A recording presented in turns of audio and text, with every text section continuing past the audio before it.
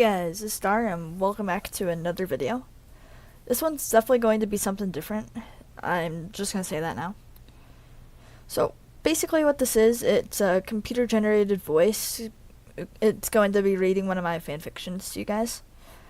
So obviously since it's a computer generated voice, it's probably going to get cringy. And I'm sorry for that in advance. Anyway, you're probably wondering what the fanfiction's about. Basically, it's Hunger Games catching fire, but Haymitch going into the arena instead of Peeta. Yes, there will be spoilers for the movies and the books, if you're wondering. So, if you haven't seen them, or go read them or watch them first. One last thing before I get into this. The link to the fanfiction will be in the description, as well as the summary of the story itself. So feel free to check out the story, and leave a review and all that.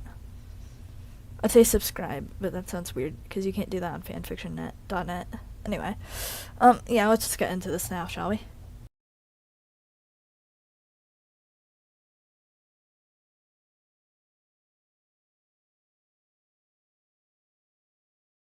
Presenting to you, a Hunger Games fanfiction. No Escape. Chapter 1. We kept quiet as we were led to the square, each of the three of us in between two peacekeepers. I still found it hard to believe that these games were of the past victors. I tried to glance at Katniss around Peeta, but it was a pointless attempt. I pitied her. She was going back into the arena, whether she wanted to or not. Obviously not. I thought back to the deal I had made with her. If Peeta's name was drawn from the bowl by Effie, I would volunteer. That's what I'd promised. Yet fear kept settling back into my mind, the memories of the last Quarter Quell my games flying back. Unfortunately, I'd been forced by the younger tributes and Effie to stay sober. But the memories made me doubt that I would volunteer to take Peeta's place. We reached the square of District 12. Walking through the pathway made by the other folks of the district. We were escorted up onto the stage, Peeta and I to Effie's right, Katniss to her left. Effie gave a pathetic attempt to sound cheery as she began the reaping. Welcome, welcome. As we celebrate the 75th anniversary and third Quarter Quell of the Hunger Games. As always, ladies first. She glanced at Katniss as she made her way to the glass bowl that contained a single paper in it. She pulled it out and frowned, unfolding it as she walked back to the microphone. The female tribute from District 12, Katniss Everdeen. I could have sworn that from across the stage, I could see a tear go down the young woman's cheek. She doesn't deserve this. None of us do. But I knew that there was nothing that could be done about it. The games weren't a choice. Once chosen, you had to enter the arena. I swallowed, thinking hard. Soon Effie would choose either me or Peeta, and I had to be ready to make a choice. The memories flashed through my head again. I remembered holding my intestines in as I collapsed and an axe flew over my head, then coming back and hitting home in the other tribute's own head. My teeth clenched unconsciously. You promised her. Katniss turned towards Effie, who held out an arm. She walked over to the older woman, turning once again to face the crowd. Wonderful! Effie exclaimed with false happiness. She cleared her throat. And now for the male. Katniss turned her head and looked at me. I knew what I had to do. It might destroy what little sanity that I have left, but I have to do it. I compose myself and give her a confident, reassuring nod, before blinking and looking forward again. You have to do it. You will do it. Effie reached into the second glass bowl upon reaching it, pulling out a folded sheet of paper. She unfolded it and walked back to the microphone. The male tribute from District 12, Peeta Mellark. I saw the look of satisfaction on his face that he would be there for her in the arena. I almost pity him as I clear my throat. I volunteer as tribute. What? Peeta's shocked, mouth hanging agape. Haymitch. I shake my head at him and hope he remembers the plan to get Katniss out alive. Nothing changes. What did you just do? I walked past him, confidently, stopping beside a bewildered Effie. I nod to her to go on and end the reaping. She composes herself, looking towards the rest of District 12 and nodding as well. Very well. The tributes from District 12, Katniss Everdeen and Haymitch Abernathy. She rests her hand on my shoulder and gives me a slight shake before removing it and looking straight again. Well, all that remains is... Effie trailed off as all of District 12, starting from Katniss' family, held up 3 fingers. Then, after a moment, I do the same and Katniss also follows on with it. All is silent as this happens. Peacekeepers come from behind us and grab our arms to lead us away. I hear young Primrose cry out after her sister. Effie tried to protest, stuttering over her words. I get to say goodbye, Katniss told the peacekeeper leading her away. New plan, straight to the train, Thread responded gruffly. No. My fellow tribute looked longingly towards the crowd, despite being pulled the complete other way. I can hear the desperation in her voice. I have to say goodbye. Katniss. Primrose cries. Goodbye. She shouts back in a strained voice as she's pulled through the doors and out of view of the crowd. I'm guided along after her, though I pull my arm free. I know the route, I've only done this 24 other times. I hear Effie and Peeta following us and my thoughts turn to the boy. He's the mentor now. It takes me not even a moment to know that he's not had the experience with dealing with getting sponsors. After another few seconds, I remember that he's nice and generally good with people anyway. It should be easier for him than it ever was for me. We make a right turn and go down some stairs, entering fresh air again.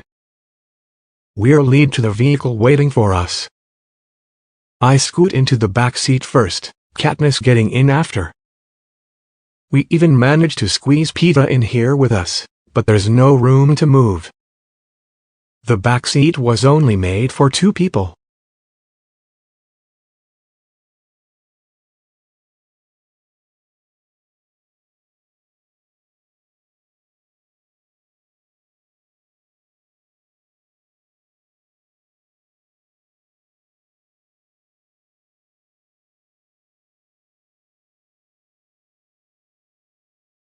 Effie sits up front in the passenger seat, next to the peacekeeper transporting us to the train. We are driven through District 12, the vehicle occasionally bumping and smashing us against one another even more, usually resulting in me cursing. I look out the window, watching the familiar buildings flash by. This might very well be my last time here in 12. I was taken from home once. I survived. I came back. Against all odds, I'd managed to outlast 47 others. And now I'm leaving again. After my games and last year's, the chances of surviving for either Katniss and I are very, very slim. I'd be surprised if either of us made it down to the top 5. All I know is that President Snow is angry, tired of being outsmarted and played by the tributes of District 12. They wouldn't let it happen again, that's for certain. Before I know it, I see the train sitting at the station and we're being forced out of the vehicle. My legs shake, but not from being crammed in. I was scared. I was heading back to the capital, not to watch tributes die, but to die. Get a hold of yourself, Haymitch. If they see you like this, they'll give up hope. That forced my legs to obey rather than give out. I solemnly looked down, having no reason nor feeling the pride to hold it up high. Once, I may have been proud to volunteer for my death, once I may have been proud to keep a promise that involved saving someone else. But not anymore. Any pride I used to have is gone. What was there to be proud of? Dying. Stupid. Representing and hoping for an already lost cause. Yeah, right. All I feel now is resentment. I have no hope, there is no hope. We have a cause, but no hope to back it. Hope drives causes onward, keeps them moving. Hope fulfills those causes. But without it, certain failure. I know that there's nothing that I can do to stop the games. I can try, we all can. But the capital won't have it, especially not from District 12. They've had enough of outwit. They just want to end us before we prove that killing people is unjust. If the other districts see and realize that it's wrong, they'll rise up and fight back. It's exactly what the capital doesn't want. Prove that killing people is unjust. A small flash of hope sparks inside of me. That's what we need to do. I board the train first, followed by Katniss, Peeta, and then Effie. I head for the liquor car, needing to settle my mind, even if it didn't drown everything out. I enter said car and examine the bottles, searching for something that sounded interesting. The train starts moving. As I'm deciding whether to choose scotch or beer, I hear the door slide open behind me. I turn to see her. Katniss. She walks up and hugs me. Thank you, Haymitch. I awkwardly pat her back. I made a promise and I'm keeping it. Just don't die in there because of me. She demands quietly. I laugh not because it's funny, but because there's only one reality in the games, and it's harsh. We can't both survive. We both know that. The capital won't make the same mistake again. I pause for a moment. It has to be you. Don't say that. Katniss releases me and pulls back, her familiar stubborn look in her features. We'll find a way to both get out. And then neither of the three of us will be part of the games again. Except mentoring. I shake my head. I don't want to survive again. All it ever brought me was pain. I choose the scotch, grabbing it. I watched your games the other day. She admits. How did you survive? Trust me, I would have died if the capital had slightly less developed technology. I tell her. Sometimes I can feel the pain like it's a fresh wound still. Did they do anything after? She questioned. You outsmarted them badly. I uncork the bottle in my hand and take a sip. Oh, they did all right. What did they do? What's the most important thing to anyone?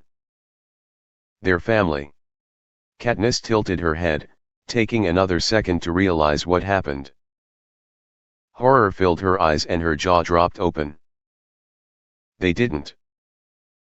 They did. I say. Public execution. I gave Snow my word that I'd do as I was told, but he did it anyway, to keep me in line. I pause. Then you came along. You are so much like I was. You gave me a new hope after watching so many tributes from our district die. I knew that I'd help you out in the games, no matter what it took. Help you to not make the same mistake I did. Another pause. I take a sip of the scotch. The reason I drink is to help me forget watching my mother, brother, and girlfriend die. She hugs me again, but I feel more sympathy for her having to hear this than for myself. You're still an asshole. I laugh at that, the first genuine laugh in a long time that burst from my lungs. I hear her laugh too. As the laughter dies down, I heave a sigh. I stand there with Katniss for a while, not minding it too much. As she releases me to go, the door slides open and Peeta enters. The younger couple smiled at each other warmly. Katniss. Peeta nods to her and then turns to me. Haymitch, we need to talk. I already knew what about, so I nod. We do. I look to Katniss. Can you give us a minute, sweetheart? Sure. She left the car, probably going either to the main one or her personal car. Well. I raise an eyebrow at the young man. Why'd you volunteer? Peeta asks. He doesn't seem angry, just confused and shocked. Because I made a promise. I reply. What? To who? I can tell that he already knows. I gesture towards the door with my head. Her. Why? He questions. President Snow isn't going to let two victors survive this time. She wanted you to be here when she got back, and basically asked me to die for you. I sum it up best I can, with a purposeful sarcastic tone at the end. But what about the plan? Peeta swallows. You can't do your part and I can't do mine. Like I said, nothing changes. I tell him. You do my part and I'll do yours. You're sure it'll still work? Once we talk to the rest of the tributes? Yes. He nods. I'll take your word for it. Just don't get her killed. She got out alive before, with my help from the outside. We can make this work again. I assured him. It'll work. I hope so, Haymitch. He nods again, holding out his hand. I shake it. Chapter 2 Haymitch. Someone's knocking on the door of my car. And that someone is angry. Haymitch. Wake up. I finally blink my eyes open after several minutes of Katniss shouting at me. I squint against the light coming in through the window and hold an arm up in the direction of the light. I slowly sit up, groaning and wiping a few strands of my long blonde hair from my face. I have a slightly more than mild headache and spot a bottle of scotch sitting on the nightstand. I have to roll my eyes in spite of myself. Idiot. Haymitch. Another loud knock makes me jump. What? I scowl, rubbing my head. We're arriving in an hour, get ready. I hear her walk off, her footsteps echoing slightly. I sigh deeply, throwing my legs over the side of the bed. It takes a lot of willpower before I finally get up, 5 minutes later. I look in a mirror, unsurprised that I'm a complete mess. Well, that's great. I open the closet in the corner of the car, looking through the different sets of suits hanging up. Why is it always a suit? I choose one that mostly resembles what I would have worn back in 12. I change into it, leaving what I was wearing before folded somewhat neatly on the bed, which I had attempted to make. I finish tying the tie as I look into the mirror again. I find a pathetic excuse of a hairbrush. What is that doing on such a nice train? And use it to untangle the knots in my hair and part it so that it looked decent, which was better than usual. I scan the room one last time, looking for the personal items that I never brought along. Once that occurs to me, I give the bottle of scotch a longing glance as I leave the car. I head through the other cars between mine and the main car itself. I force myself not to stop in the liquor car. I go through the last door and enter the main car, finding Katniss and Peeta sitting in adjacent chairs, Effie across from them. They look up and Effie turns around as I enter. I merely raise my eyebrows at them, sitting down in the chair across from Katniss. Well, I guess there's only a few more minutes before we get there. Effie speaks up, trying to start a conversation. From what I've been told. I reply, giving her an awkward nod. When no one else says anything, Peeta tries, clearly feeling a little out of place. I like your new hair, Effie. Thank you. She says. I had it especially done to match Katniss's pin. I was thinking that we might get you boys something gold too. I lazily turn to the younger man, raise my eyebrows, and turn back to Effie. Why's that? A token. She says it as if it were obvious. To show that we're a team. Figures. Thank you. Katniss speaks up, looking at Effie. Should we see who we're up against? I ask my fellow tribute, curious as to who was to represent the other districts. Because these are experienced killers, unlike last year's Child's Play. She looks to me. What does that mean for us? It means that we're going to need allies. No. I sigh. Look, we're starting at a disadvantage. Most of these people have been friends for years. That just puts us higher on their kill list. She clearly didn't see what I was going at. Do it your own way, but I know these people. I remind her. You go at it alone, their first move is going to be to hunt us down. Probably just you, but you get the idea. Katniss gives me a glare, before turning to Peeta as he clears his throat. Katniss, come on. He urges her. She turns back to me. How can any of us even trust each other? How could you trust Peeta in the arena? I hold that thought to myself. It's not about trust. It's about staying alive. I give Peeta a purposeful nod when she's not looking. Let's just see who the other tributes are. I glance around for the remote to the screen on the wall. I practically jump as it turns on, and I spot Effie holding it. The Panem symbol shows on the light blue, almost transparent, screen, and then sure enough, it switches to show two people standing on a stage, side by side, holding hands. The tributes from District 1. The male tribute has a strong build and medium-colored hair. I recognize him instantly. I recognize the blonde woman next to him as well. Cashmere and Gloss. Brother and sister, District 1. They won back-to-back games.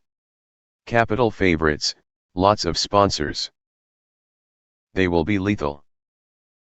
This continues on for a while, me describing and naming out each tribute through each district. District 2, Brutus and Enoberia. District 3, BT and Wyrus. District 4, Finnick O'Dare and Mags. And so on. But I know them all. Every single one of the 24 tributes. And if everything went to plan, not all but one would be killed this year. Not long after I finish explaining who they are, the train begins to slow. My face becomes a stony mask, hiding my dread and fear. We are so close. Within a few minutes, we'd be there, in the capital. Katniss sits next to and looks out one of the windows, while Peeta and Effie talk about something I've totally tuned out of. The train stops. I hear the others bustling about, or it's the crowd waiting for us outside, and remain still. I jump and look up only when I've heard my name. Effie looks slightly frustrated, Katniss and Peeta concerned. No need to look at me like that. I scowl, getting up from the cozy chair and walking over to them.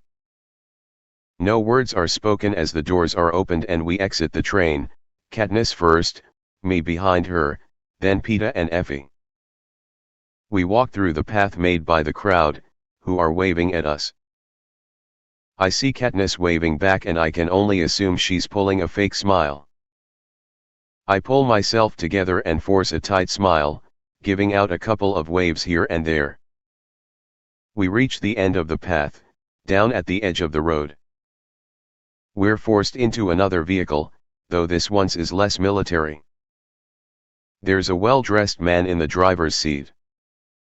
And there's actually room for Peeta, Katniss, and I to breathe back here. Effie seems to know the driver, who she starts smiling and talking to as we begin to leave the station. I decide to focus on the differences between this ride and the one to the station back in 12 to clear my mind. Aside from being less military, the vehicle is also lighter colored. The roads are so much smoother than the ones back home, and I almost miss complaining when Katniss accidentally jabbed her elbow into my ribcage. Even the sky seems brighter than back home. Everything about this is so much more cheery and comfortable, but I know that it's a cover-up for Snow's schemes and dark nature. Even Katniss and Peeta know. I'd bet Effie did. After a while, we finally stop at the training center. I'm the first out of the car, followed by the others. I look up at the building, giving a small nod. Before the Quell announcement, I never would have imagined having to go through the 3 days of training again myself. We head on inside, Effie in front, being the escort.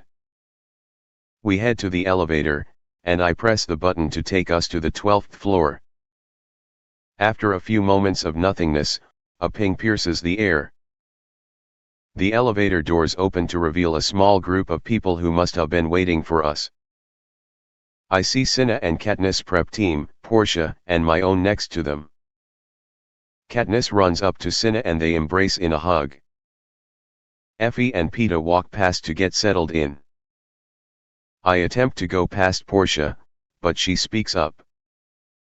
"Welcome back to the games, Haymitch," she says. "Funny you say that," I comment. "You know I wasn't serious, right?" she asks, following me. "Yeah, I know," I reply, not really caring. "Tomorrow at 7, the team will prepare you. You should be in by 8. Then I'll do my part and we'll have you down there by 10. She explains the plan. "Sounds easy enough," I grunt. "It should," she says, patting my arm. "Rest up, Haymitch. I'll see you tomorrow." Portia turns off and heads back towards the prep team, as I head to my formerly Peeta's room and open the door. I see an Avox that had just finished tidying it up.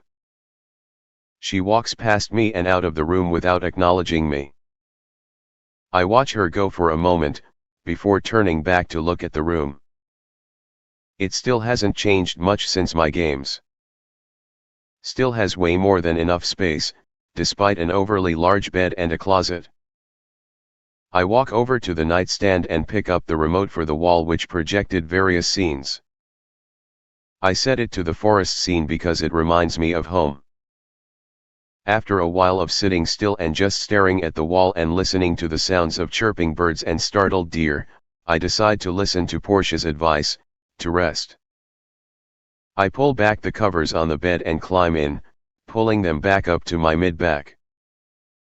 I lay on my stomach, arms folded across the pillow, my head resting on them. I close my eyes and try to sleep. I really do try. But I'm snapped awake who knows how long later, seeing a bloodied, dying Maisily Donner in my arms.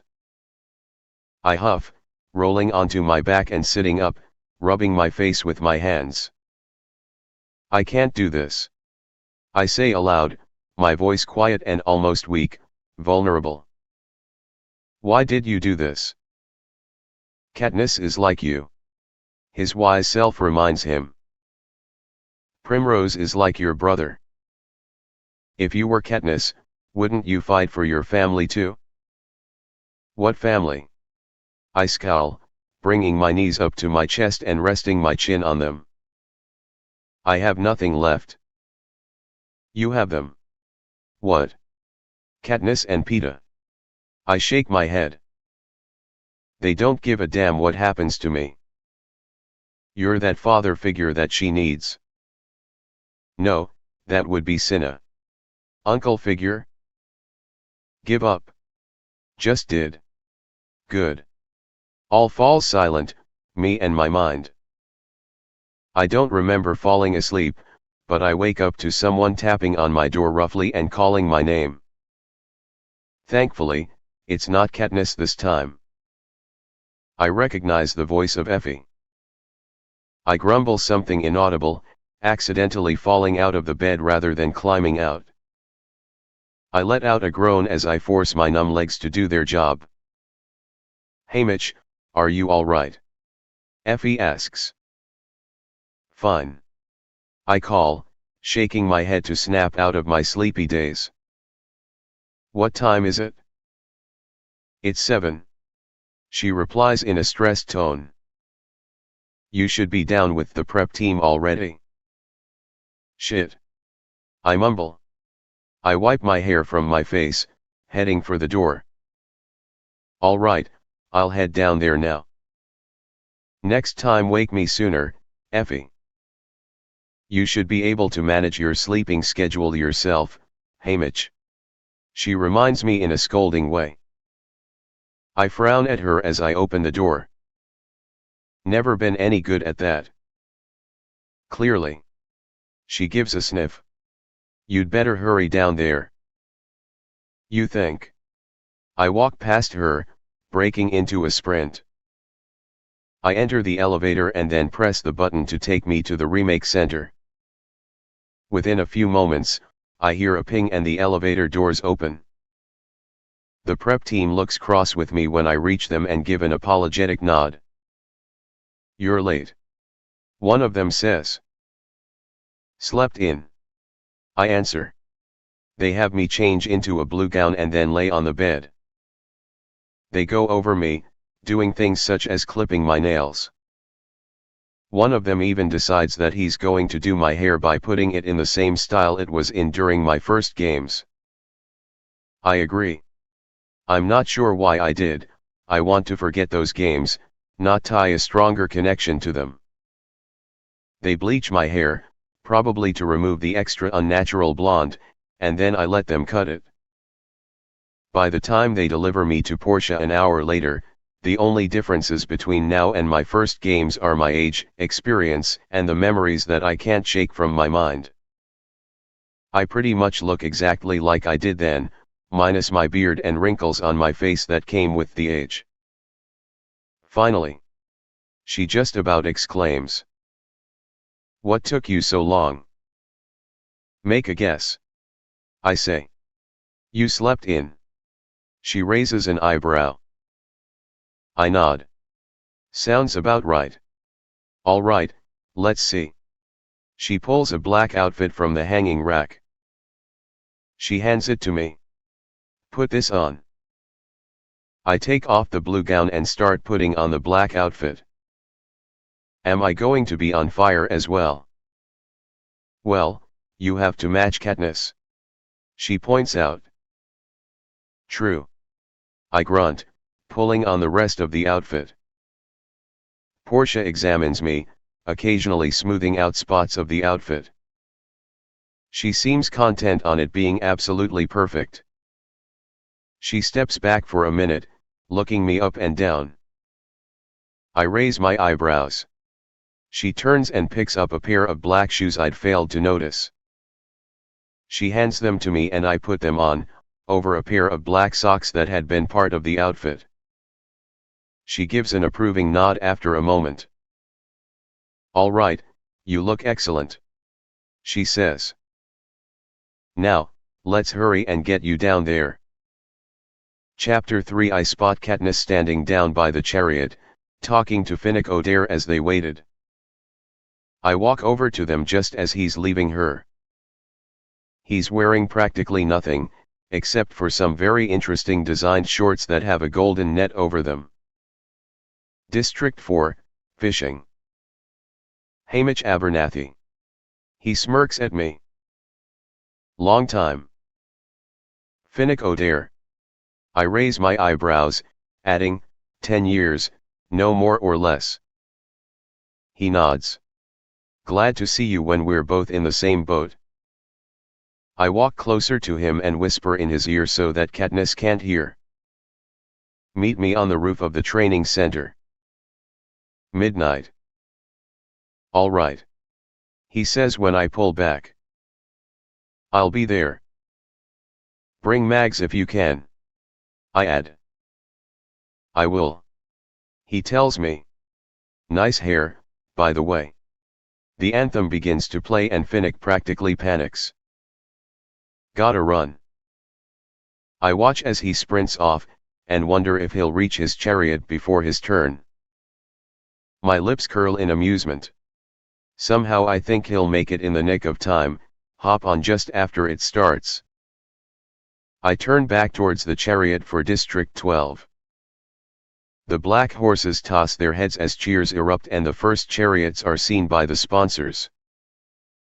Katniss has climbed into the chariot and is inspecting something in her hand. I walk over to the chariot and climb in beside her. What's that? I nod at the object in her hand. She looks up and it takes her a moment to put face to voice. You look different. They decided that they were going to have me look as close to my games as possible. I explain, giving a half shrug. I don't mind it that much. Ah, she says, and then finally answers my question. This is the button that lights us on fire. Thought so. I grunt. The chariot starts moving forward, right behind District 11's. I turn so that I'm straight, instead of sideways. A few moments later, we burst into the light, outside. I hear another roar of cheers. As we're halfway down the straight, I hear a crackling noise. I don't need to look to know that Katniss has hit the button.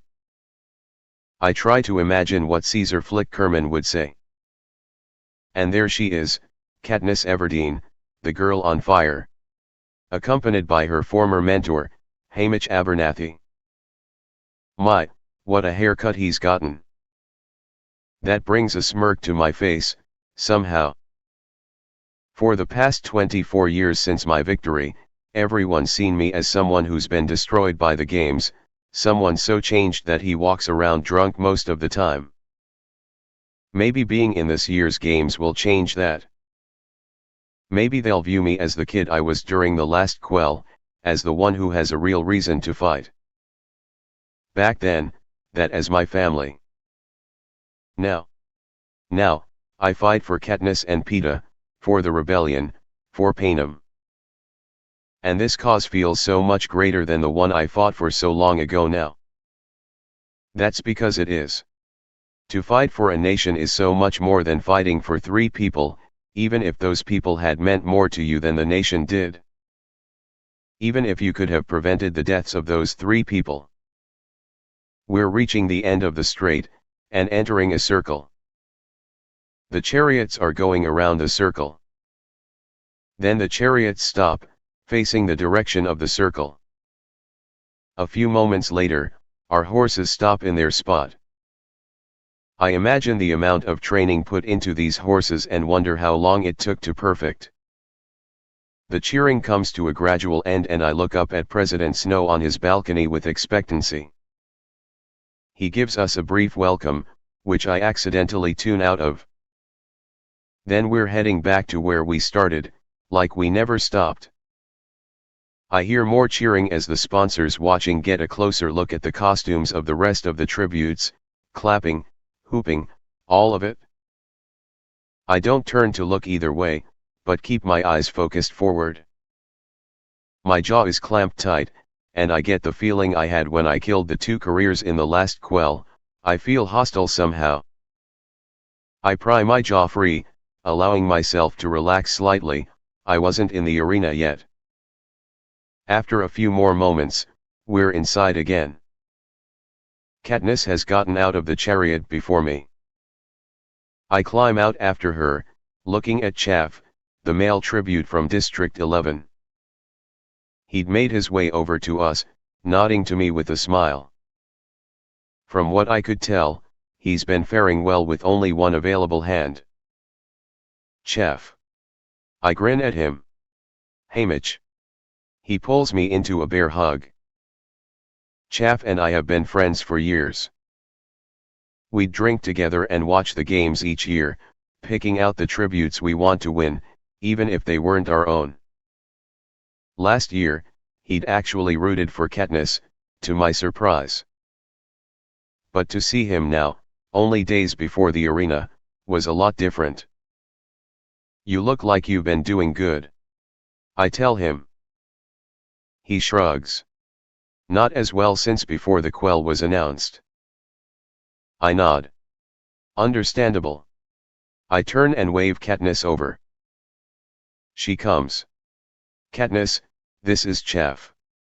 The older man literally leans in and kisses her. She looks startled, taking a step back. Chaff and I share a laugh at the look on her face. He's very friendly, don't invited him over and he'll drink up your liquor. I'll see you guys soon. I lean in and whisper in Chaff's ear. Roof at midnight. Tell Cedar for me. These tributes are crazy.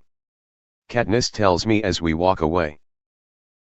That's because they're having to come back here as a tribute, rather than a mentor and don't want to. I reply. You don't seem much crazier than before. She tells me. That's because I volunteered, I wasn't entirely forced into this. I respond easily. She looks like she wants to reply, but stops as she sees someone ahead. I turn to see Peeta coming towards us. He nods to us, turning as we reach him, so that we're all going the same way. We reach the elevator and the doors are closing when a hand stops them and makes them open. I raise my eyebrows as Johanna Mason of District 7 enters. She stands in front of us, taking off a headdress made of leafy branches and drops it carelessly. She complains about her stylist's choice, calling them the biggest idiot in the capital. She compliments us as she finishes her ranting. She says that we're lucky that we got Cinna. Like Portia just stood there and watched. I roll my eyes. Katniss seems kind of lost, and I can tell immediately that she's making something up when she speaks. Then Johanna does something that strips the thoughts from my head, she starts undressing completely. She throws off her shoes, her socks, and then the main part of the outfit, leaving her stark naked before us. She even ruffles her hair, as if her designer had given it a disease. Katniss looks away, into a corner of the elevator and Peeta just stares. I find myself looking at the ceiling and wondering when we'd reach Johanna's floor. Ping. Thanks. Let's do it again sometime. Johanna walks out as if nothing had happened. As soon as the doors close and we're moving again, I let out a breath of relief. To my surprise and confusion, Peeta bursts out laughing. Katniss and I stare at him, wondering if he's finally gone crazy. I raise an eyebrow at him as he notices the staring and he tries to compose himself. He's still chuckling when he asks, "What?" I'm so glad Effie wasn't here for any of that. I mutter. She would have fainted. Katniss says. The bad thing is that I can imagine it. I let out a chuckle, unable to hide a grin. What's so funny? She asks. Just imagining what would happen if she did. I admit. All three of us burst into a contagious laughter, the kind where every little thing makes you start laughing again. Ping. The elevator finally arrives on our floor. We're still trying not to chuckle as we split our separate ways and head to our rooms, Katniss and I to change, Peeta to do God knows what. I enter mine and close the door and lean against it, slumping down to the floor. I let out a sigh. I take a moment to think. I can't sleep until after the meeting with Mags, Finnick, Chaff, Cedar, and Peeta. Good Lord, I forgot to tell him. I slowly get to my feet, looking in the mirror at myself. God, this is nostalgic. The dark blondish brown hair, neatly trimmed and combed. Just like the last Quarter Quell. I run a hand through my hair, ruffling it purposely. That's more like it. I smirk a bit. Then I sigh, walking over to the closet and searching through it. Surprisingly, I find something that doesn't happen to be a suit. It's a long-sleeved white t-shirt, accompanied by light gray jeans and black shoes. I pull the outfit from the closet and lie it on the bed. I change out of the still flickering black jumpsuit type thing I'd worn for the tribute parade. I put it on a desk across the room, folded neatly. Maybe Portia would want it back. I change into the outfit I'd chosen, feeling much more comfortable. Now it's time to talk to Peeta. I exit my room, heading towards his. I nod to Effie as I pass her, where she's sitting in the main area. A minute or so later, I reach the door of my former room. I knock, not roughly nor gently. I hear someone scrambling inside and the door opens a moment later. Peeta's hair is a mess and he looks drowsy. Must have been sleeping. Whoops. Haymitch. He nods. What do you need? To talk to you. I reply. I gesture past him with my head. Mind if I come in? Not at all. He moves to let me in. Good. I say. I wasn't going to give you a choice. Peeta closes the door and turns back to me. So, what is it? I've got 4 of the other tributes to agree to meet me on the roof tonight. I tell him. I'm going to tell them our plan to get Katniss out. Why are you telling me this? He asks. Because you're the one who made me swear to get her out alive. I retort, before adding, you're invited. And Mr. Heavensby is still going to pick us up in the hovercraft, right? The boy questions. I nod. As far as I know. What's that supposed to mean? He's loyal. He won't betray us to Snow. You're sure? He sounds doubtful. I am. I reply, honestly. Peeta nods. Thanks for telling me. I'm not waking you up though. I say sarcastically, as I head out of his room. Same to you. He calls after me. I hide a grin as I enter the main area of the penthouse. Effie has gone and no one else is there. I sit down on the couch and turn on the screen, watching as it begins to show the recap of the tribute parade. I watch without much interest, but snort at some of the ridiculous outfits. And Johanna Mason thought hers was bad. It was actually one of the best. I shake my head in amusement as I recall her rant in the elevator. I find myself struggling to keep my eyes open moments later, even though it's probably not even an hour past noon. Soon sleep overcomes my body and I'm pitched into total blackness for a few moments, a transition to my worst nightmares. The darkness seems endless for a while, until finally I see a light. And then the nightmares come. I'm in the midst of laughing at my discovery when a scream pierces the air. I recognize the scream instantly and horror fills me, ending the laugh immediately. I race up to the thorn bushes and duck as I crawl through the hole I'd blowtorched. The screams continue and I can only move on from fear. Maysily. I cry out. I burst into a small clearing in the forest, where the dirt is replaced by flowers. I see a fluffy pink bird with a long beak, pulling said beak from the neck of Maysily, covered in blood. Other blood-covered birds are nearby and they all fly off at the sight of me swinging my knife at them. I race to my district member's side, dropping the knife and falling to my knees. May. I'm at a loss for words, my eyes burning. Mitch. She gives a weak smile, a tear freeing itself from her moist eyes. My own eyes dampen. May, I'm sorry. Don't be. She says. There's nothing to be sorry for. I shake my head and give a light huff, my first tear leaking from my eye. There's a lot to be sorry for, you know. I should have forced you to stay with me, then maybe dash. SHH. May slyly hushes me, stroking my face.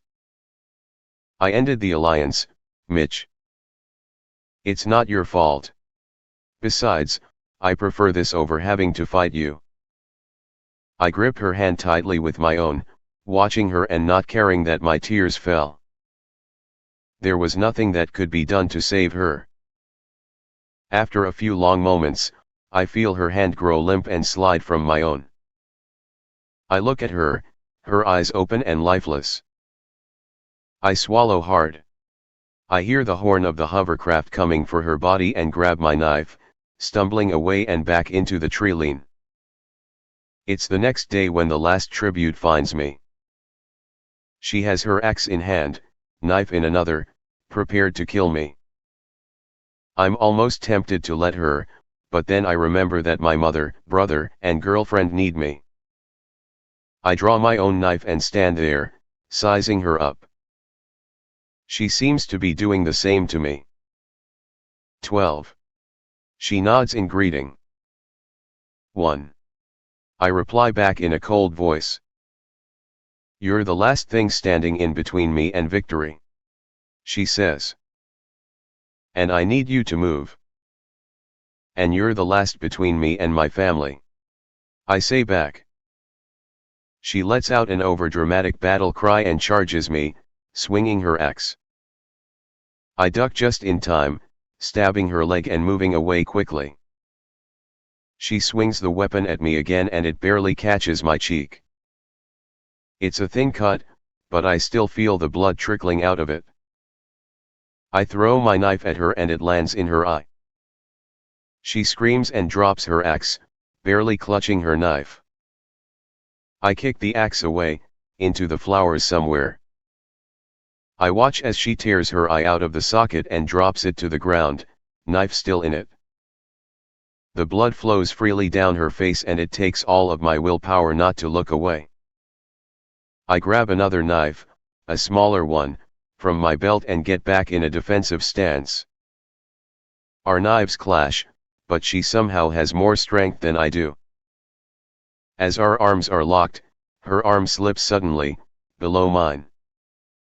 There's a horrible burning in my stomach, and I feel it being torn bigger. My knife falls from my grasp. Realizing that I'm badly wounded, I tear myself free. Holding an arm to my stomach, over the wound, I scramble towards the thorn bushes. They're my only hope now. I hear what sounds like her grunting, as if leaning over, and I know she's grabbing her axe again. As I drag myself under the bushes and weakly get to my feet, I make it to the edge of the rocky overhang. I turn around to face her just as she emerges from under the bushes. She throws the axe just as my legs give out and I collapse onto my side. The weapon flew over my head, over the cliff. My hand falls from my stomach and I feel something abnormally shift. I know almost immediately that it's my intestines. I hear something flying back towards us and give a weak, pathetic smile as I remember the force field. I hear a scream moments before I hear the thump of a body and a cannon. I've survived. My eyes open and they're burning badly, from tears my unconscious self held in. I spot Peeta walking past, heading for the elevator. One glance at the clock and I know that I should follow him. It's time to discuss the plan. Chapter 4. All we're waiting for now is Finnick. Peeta tells me. I nod. Let's give him a few more minutes. The night air is cool and refreshing, which feels good after the heat of the day. All we can hear from up here is the breeze ruffling our clothing and the cheers from down in the streets as the tribute parade was being replayed once again. The full moon is bright and provides the only light we have. Ping. I hear two sets of footsteps instead of one coming from the elevator. I turn to see Johanna Mason beside Finnick as he strode towards us. I sigh, barely audibly. Well, the more people in the better, I guess. The pair come up to us, Johanna being the first to speak, her attitude showing through. Well? She asks. This better be good. It will, trust me. I say. As we all know, Katniss accidentally started a rebellion at the end of last year's games. All of us here also know that President Snow's always been up to no good. Some know that better than others. I bite my lip, remembering my family. I force myself to continue. We can't have Snow here for much longer, or nothing will be left. The only way is to keep the rebellion strong, which requires Katniss to be alive. So, you want us to protect her in the arena? Finnick asks. No. This is even better. I tell him. We're going to break her out of the arena. Jaws drop around the circle of victors. I even see a few eyebrows raise. You're joking. Johanna finally says after a moment. I'm not. I shake my head. We're going to break her out. And how are we going to do that? She asks. How do we know it'll work? Because we have the head game maker on our side. I cross my arms. Her eyes widen and she falls quiet. Chaff and Cedar exchange glances and then nod. We're with you.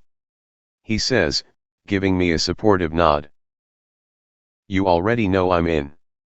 Peeta tells me quietly. Finnick communicates with Mags for a moment. We're in. Johanna. I raise an eyebrow at her. You know, I really hate Snow. Johanna says thoughtfully. If this kills him in the end, of course I'm going to help. Oh, he'll die all right. I promise. Good. She sneers. I'm in then, Abernathy. Good. I repeat, giving them a small nod. So, what's the plan? Finnick asks. When we're in the arena, we ally as soon as we can. I'll try to talk to BT and Wirus too. I tell them. After we ally, we play along with the other tributes but we don't kill each other. Once most of the tributes are dead, we find a way to break out of the arena without hitting any force fields. Once she's out, we get out too. I pause. According to what Plutarch told me, District 13 has been up and running for years, and the capital doesn't know. That's where we'll go once we get out. I can talk to Wirus and BT. Peeta assures me. You'll need all the time you can spare for training. All right. I nod in agreement. One more thing, don't let Katniss hear about this. Mags gives some signals to Finnick, and he asks her question. And what happens if one of us is killed? Then we walk it off. I say. Johanna smirks at that. The others nod in agreement and conclusion of our little meeting. Finnick yawns and stretches.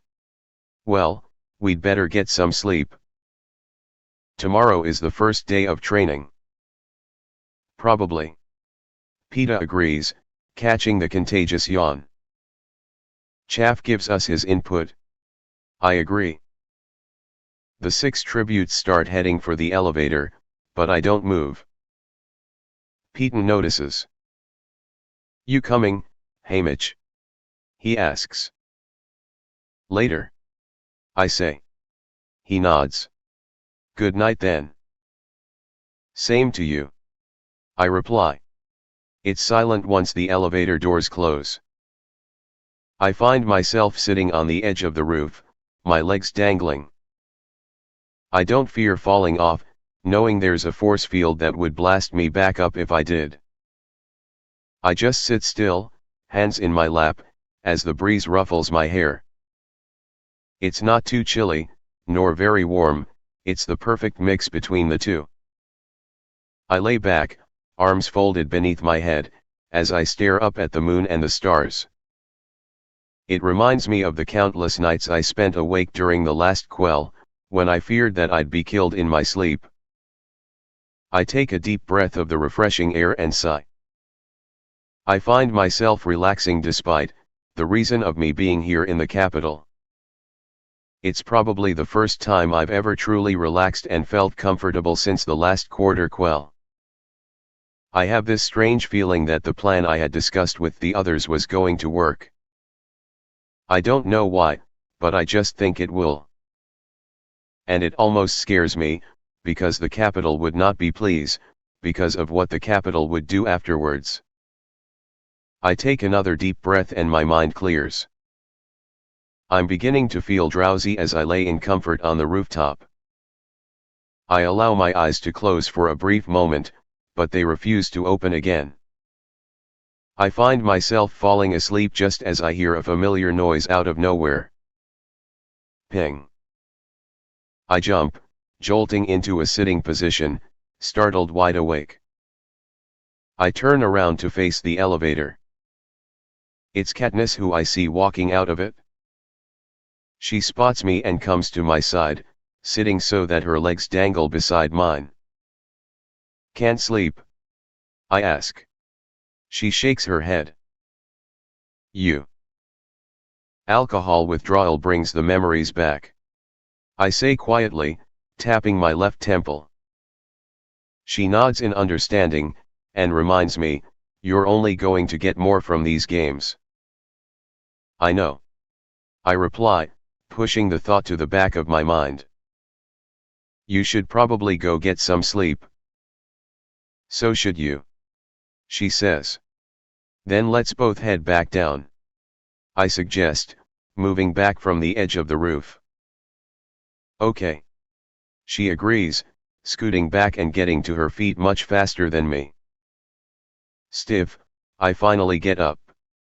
I follow her to the elevator, which opens as soon as she hits the button.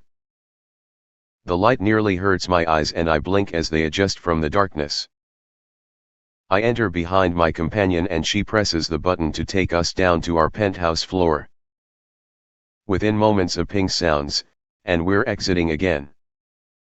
We split up to go to our separate rooms. I enter my room, discard my shoes, and climb into bed. I get comfortable in a matter of moments and find myself drifting off again. My mother, younger brother, and girlfriend are being forced to their knees by the peacekeepers. The white-suited soldiers lock the aim of their guns to the heads of my only family members. I hear the shots fire in unison and I cry out as I see their bodies thump to the ground, motionless. Tears leaking down my cheeks and my anger rising, I force myself through the crowd and into the main area of the square. I jump onto the back of the peacekeeper who killed my mother, beating my fists onto his helmet without any effectiveness. I'm thrown onto my back on the ground, a gun now pointing in my direction. The worst thing is that I want him to shoot me. Go on, shoot. I urge him, staring up at where his eyes would be under that helmet. He hesitates. Shoot me. One less problem for you to deal with. No, it'd be at least 100 more. Another voice comes and the peacekeeper in charge turns to his soldier. Let him go. The man keeps his gun trained on me as I slowly get up, hands in the air, and turn away as I leave. I wake up to hear screaming. It sounds like Katniss. It stops almost as quickly as it had started. Wide awake, I stare at the ceiling of my room, catching my breath after my own nightmare. I take a moment to think about the conversation the other tributes and I had had earlier, on the roof. They'd all agreed, though Johanna had only to kill President Snow. We all want him dead, but no one had mentioned it before her. And she clearly wanted revenge. She wasn't afraid to show it either, and that's what worries me. I don't know why Finnick brought her. He clearly trusts her, yet I'm not certain if I do myself. Guess I'd find out she'll be my first suspect if we get betrayed to Snow. I sigh deeply and look at my clock. It's only 6 hours until training begins. I already know that sleeping will be hopeless. I get up from my bed, pull on a robe from in the closet, and head out. I purposely leave the door open so that anyone who tries to find me sees that I'm not there. I go into the main area of the penthouse and find myself putting in the tape of my first games into the player. The screen lights up as I sit on the couch.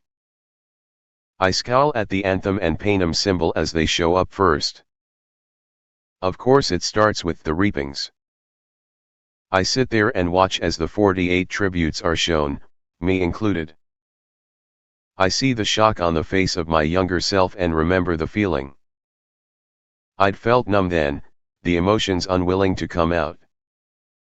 About half an hour after the tape started, I'm finally watching the tribute parade, where there's 2 chariots per district.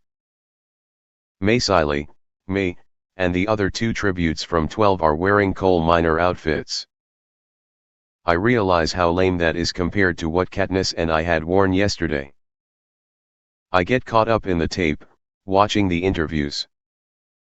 I don't even notice the sun start shining through the curtains as I watch the games themselves. I look up only when I hear footsteps and someone clearing their throat. I look up to see Effie. A scream erupts from a girl as she's killed and I flinch.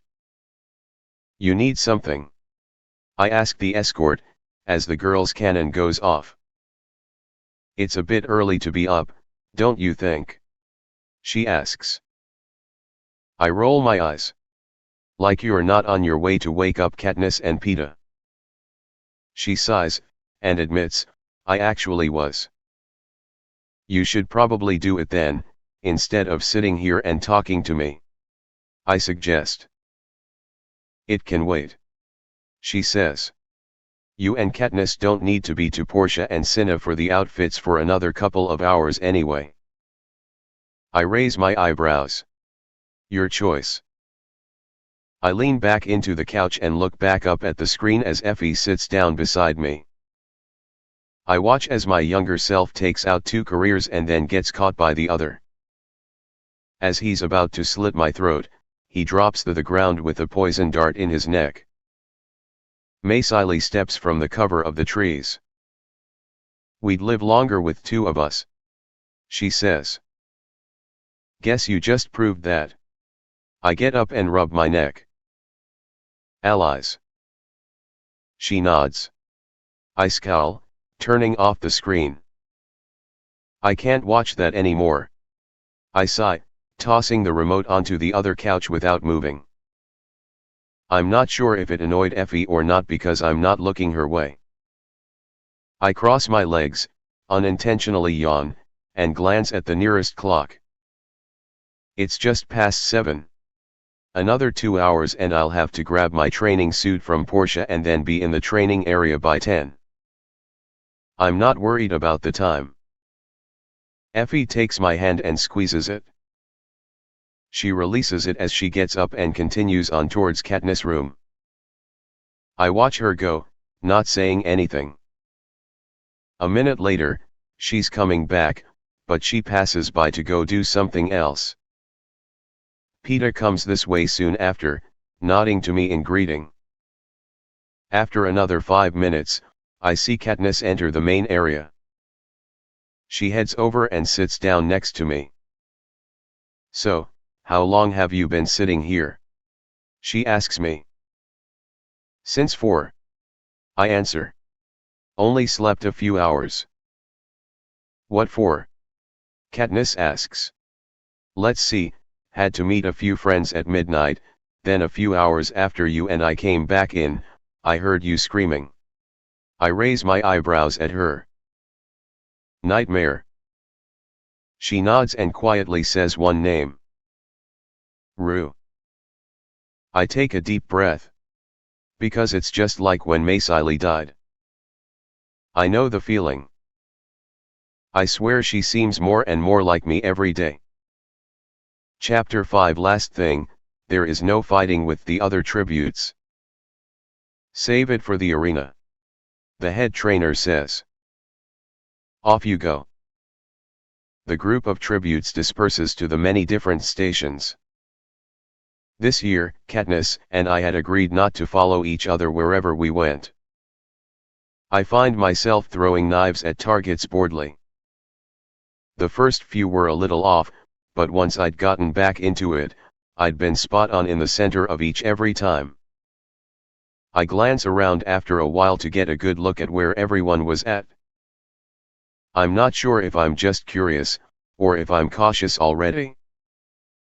I spot Finnick spearing animated targets with a trident, Katniss and Mags at the knot-tying station, and BT with Wyrus at the fire-starting station.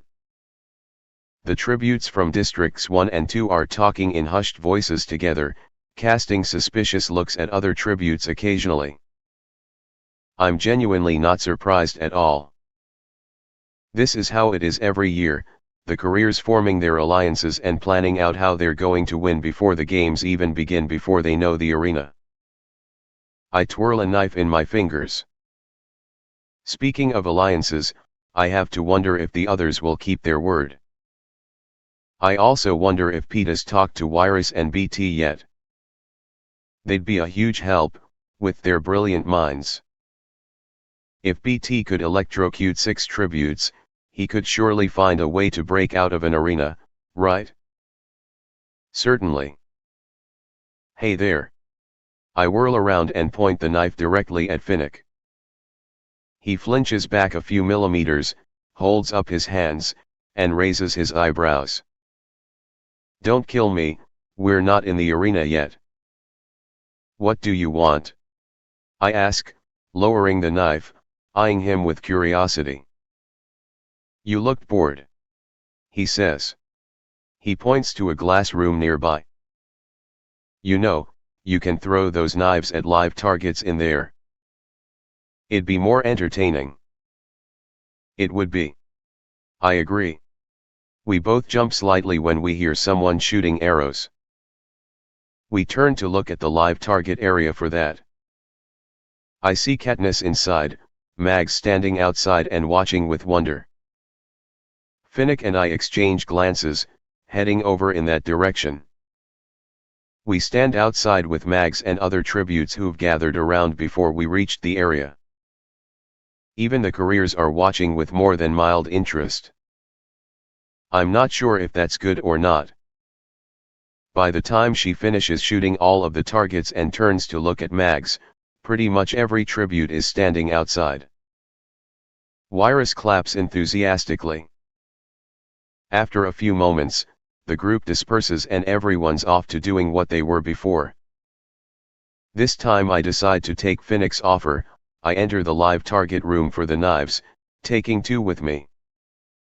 I mess with the controls to the simulation, setting them to what felt right. I tap the start button and walk out into the middle of the glass room. Orange lasers cover the expanse of the room's lower level.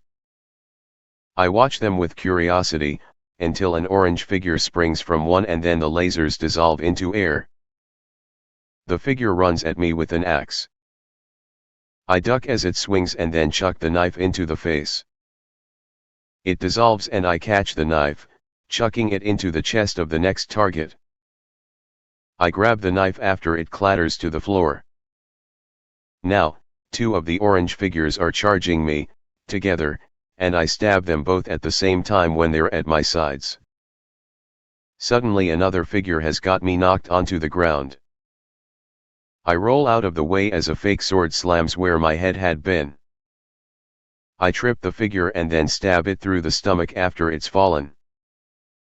I hear footsteps behind me, whirl around, and throw one of the knives into another target. I recollect the weapon and glance at the upper layer. Sure enough, there's 2 orange targets up there. One tries to throw a spear as I throw my knife into its chest. The other aims a bow at me. It shoots, but I dodge it and throw my last knife through its head. There's a sound like a generator turning off and the simulation ends. I turn towards the entrance as the doors open. Finnick's grinning at me with an impressed Johanna at his side. I collect the 2 knives before I head out of the glass room. I hold them at my sides for safety, not wanting to unintentionally break something. Johanna leaves as I walk over to them. You haven't lost it in the last 25 years. Finnick compliments. Of course I haven't. I reply as I put the knives back. Not when I sleep with one of these. You really don't trust anyone, do you? He raises an eyebrow at me. Only a select few people. I say, turning to face him. I answer the unasked question. You're not quite on that list yet either. Figures.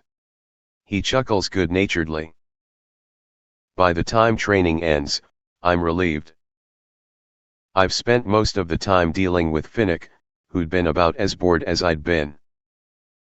He'd resorted to picking on some of the more tolerating tributes. Trying to keep him out of trouble hadn't been very easy. At one point, he'd even managed to accidentally piss off a career, Brutus, and a few peacekeepers had to pull the man from District 1 away from him. I'd kept an even closer eye on him since. He and I enter the elevator with Mags and Katniss. I stand in the corner, arms crossed across my chest. Both tributes from District 4 stand in the middle, Katniss behind them. It's so quiet that it feels strange. There's a tension in the air that I don't like. I sigh. Katniss turns and looks at me curiously. What's wrong? I silently point a finger at Finnick. She nods in understanding and faces forward again. Ping. Finnick and Mags get off and we're moving again. So, what did he do? Katniss asks me. Brutus came up when he was picking on Inoberia. I say. Peacekeepers had to keep Brutus off of him. I spent the last couple of hours trailing him and making sure nothing else happened. Why bother? She asks. It's Finnick. He can handle himself. He's been through the games too, and he should know better. You don't need to mentor him on behavior, Haymitch. He's not even from our district. And you're not even a mentor this year. Because he's in the Alliance, I want to say, but no I can't. Instead I grumble, fair point. Ping. Peeta's there to greet us. He looks fairly pleased. Whatever you did, great job. What? I ask, half confused and half curious. A good portion of the other tributes want to ally with you guys. He says. What did you do? I shot some arrows. Katniss shrugs. I sigh. I hate it when she's not completely honest. She put on a show for the other tributes, I'll say that. I wouldn't call it a show. She grumbles. Well, it must have been. Peeta tells her. I wish I could have been there to see it. Katniss blushes and tries to make an excuse. Well, Mags showed me how to tie something, so I thought showing her how to hunt would be good in return. Katniss. I sigh, shaking my head, feeling sympathetic at her pointless act of kindness. Someone like Mags won't be able to hunt. She's too old to do it. You've seen how hard it is for her to walk. Then she won't make it. She realizes. I shake my head again, sadly. No, she won't. So. Peeta speaks up. Who do you guys want as allies? Mags. Katniss says instantly. Wyrus and BT. I nod approvingly at her choice of the tributes from 3. Definitely those two. Johanna calls them nuts and bolts. Peeta frowns. Then he adds, I was on the roof earlier and she came up for some reason when you guys were eating lunch. Ignore Johanna. I order, rolling my eyes. I turn to Katniss. Anyone else? She shakes her head. No. Then may I offer some suggestions? I ask her. Go ahead. Chef. Cedar. And Finnick. You're seriously suggesting Finnick after earlier? Katniss questions. He's young. Strong. I say. He'll come in handy. He just has a loud mouth. She shakes her head, walking away. I'll consider it. Peeta and I are left standing alone by the elevator as she heads, probably, to her room. He and I exchange glances after staring after her until she's out of sight. It's silent for a few moments, until I remember what I had been planning to say to him. I figured as much that she'd say that. I sigh. It's not really that surprising. He agrees. We need to get her to accept working with him. I say, thinking hard. How? Peeta asks. Effie's plan of those tokens. I tell him. When you get yours, give it to Finnick's stylist so that they have him wear it during the games. Then she'll have to trust him. You're sure it'll work? Absolutely. I hope you're right. He says. I guess we'll find out in 3 days. I reply. He nods, dismissing himself. I watch him walk away, in the direction that Katniss had gone. 3 days. 2 to finish up training, including the private session, and to do the interviews. Then on the 3rd day, we'd be going up in the pods. I can't get my head around it. Part of myself has been left in mentor mode, forgetting that Peeta's the one doing that this year. It makes it almost feel like the boys here only for moral support for Katniss. Haymitch, get your game on. 3 days. The 2 words won't leave me alone. Bloodied, unmoving bodies fly through my head as I remember my games. Watching other ones after that felt completely different after I survived. Sometimes it had felt like I was in the arena with my tributes. My mind would scream when they did. Suddenly, I feel sick to my stomach. I want to throw up. I hurry towards my room, not running nor quite running. I slam the door shut after I enter and collapse against it. It hold my head in my hands, trying to settle my rapid breathing and heart rate. What have you done? You idiot, what have you done? What did you expect to gain from volunteering? Why did you make the promise with Katniss in the first place? While I mentally yell at myself, I don't realize that my breathing has turned to hyperventilating. All of the years of drinking have kept me calm, but now, just a few days before I'm going back into the arena, it seems as if the panic and fear is finally crumbling down on top of me. I squeeze my eyes shut, even though my hands are already blocking out 99% of all light. I whimper and violently shake my head, my hands falling from my face. Maysili appears before my hallucinating, fear-driven eyes, bleeding and gasping for air. That's the last straw. I let out a medium-pitched, strangled shout and fall onto my side from my sitting position against the door. The girl from District 1 is standing over me with her axe. I curl into a fetal position, arms protectively over my head.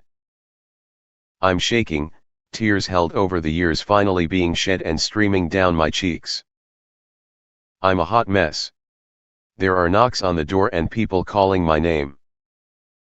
I refuse to answer, I refuse to move a muscle.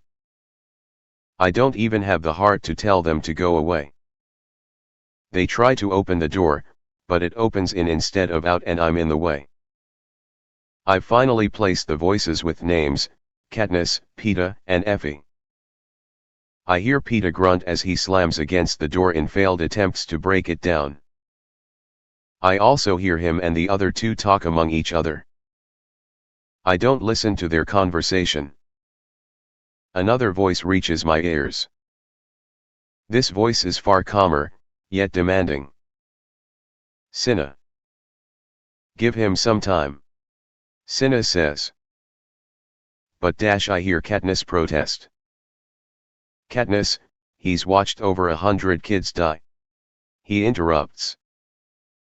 And after the last Quarter Quell, it only would have been tougher. You both know that no victor comes out of the games untouched. Going back in isn't easy for any of this year's tributes, I know that. But it especially isn't for someone who's won another Quarter Quell. I don't have a clue how he managed to get himself to volunteer for Peeta. There's silence before Cinna finishes. Imagine if you were him. Think about how hard it would be to be in his position. Leave him alone for now, until he's ready to come out. I hear footsteps echoing through the floor. I'm a little more relaxed now, but I'm still in bad shape. It doesn't help that my back aches from the door hitting against it in Peeta's attempts to get in. My eyes are still moist, but they're no longer burning. My breath finally catches up with me. I'm still shaky though. Haymitch. Cinna calls in. I'm surprised, I didn't know he was still there. I sit up and try to get to my feet, collapsing to my hands and knees with a thud. I manage to get up on the second try, and wipe my face dry. I blink away the unshed tears, ones that will never form now. I clear my throat, knowing my voice will probably be hoarse anyway. What is it, Cinna? I sound tired instead. Do you think you'll be okay enough to join us for dinner? He asks. Oh, definitely. I reply sarcastically. Cinna sighs. Is that a no? Tell me when and I'll be there. I answer the initial question. 20 minutes. Is that too soon? No, that's fine. Chapter 6. Mitch. Macily says. You okay? I look up at her from where I'd been rummaging through a dead boy's pack. Yeah. Fine. Are you sure? She asks. You're really pale. I put down the water bottle I've found, looking at it blankly. It's just, this is cruel. You're right. They shouldn't throw people in here and force them to kill each other. She agrees. But we're not just any people. I remind her. We're kids. All of us. And they're making us kill each other. May squats down next to me and cups my cheek, to make me look at her. I know, Mitch. But what can we do about it? She shakes her head. There's nothing that a couple of kids can do to fix this. Her caring green eyes meet with my gray seam ones. We hold each other's gaze. You gonna be okay? Yeah. I nod. We should get moving. Her soft, gentle eyes are what finally give me the calmness I need. I look at the clock, seeing that I should probably head out in a couple of minutes. I don't have any fight left in me, so I hope it all goes smoothly while we eat. I swallow the last traces of salt in my throat and look in the mirror. I straighten out my hair and decide that it's good enough. There's nothing I can do to raise my somber mood, which, unfortunately, shows on my face as bags under my eyes. Too bad, I tell myself. I walk to my door and open it. The outside has a thin crack on it from Peeta, and that amuses me for only a second. Then I'm back in my dark pit as I walk down the hall. I enter the main area of the penthouse to see everyone seated around the dining table. I take my seat, not talking to anyone or meeting any gazes. The two avoxes start placing platters and plates on the table. "Haymitch, pass the butter," Katniss tells me. I grab it and pass it to her. "Here," I mumble. I'm not that hungry, so all I put on my plate is a couple of chicken legs. As soon as I finish eating, I head for the elevator. I take it up to the roof, the most uninhabited place in the whole capital. Ping. I exit the elevator and see that I'm not alone up here. Finnick Odair is up here. He's dangling his legs over the edge, looking into the setting sun. He's not even moving and I have to wonder if he's died before we've entered the arena. I reconsider that thought when he starts talking. "Tomorrow's more of today, then the next day is the private sessions and the interviews," he says. "Then we're going up the pods and to our deaths." Sounds about right. I agree. "Haymitch." "Finnick." I sit down on the edge next to him. The orange and pink colors of the sky remind me of watching the shadows go long at the end of each day back in District 12. That's my favorite time of the day, when the sun shines so brightly just before sunset. Everything would shine. It would make the scene look better than unpleasant. I sigh quietly. It's something I'll probably never see back at home again. Either I'm going to die in the arena, or we'll get out and Snow'll be likely to bomb 12. "You think it'll work?" he asks me. "The plan." Katniss seems to despise me. "Peeta and I figured that part out somewhat," I tell him. "Our escort is getting golden tokens for him and I told him to give his to your stylists when he gets it, so they can have you wear it during the games. Then she'll have to trust you." "Okay, sounds like it'll work." He nods, still looking into the sunset. "I can't believe we're doing this, going back in." "I'm still in mentor mode," I say. Telling Katniss what to do even though that's not my job this year. If anything, I should be helping Peeta. He has no clue how to mentor and do that kind of stuff. It definitely takes some getting used to. Finnick agrees. We fall silent, just sitting there and watching the sunset. Gradually, the sky grows darker after the sun's below the horizon. The pink turns to a light purple that darkens, and then to a midnight blue. The only light is the moon and the stars. My companion lies on his back and looks up at the moon. I rest my elbows on my knees and look down on the rest of the capital. Not long later, a light breeze springs up, one like last night. It feels soothing against my skin. I can imagine that it reminds Finnick of his home. District 4 is known for being near the water, after all, and where there's a large body of water, there's usually a breeze. Home. I have to wonder how all of the other tributes are putting up with this. I know some are probably falling apart a bit, but acting as normal as possible on the outside.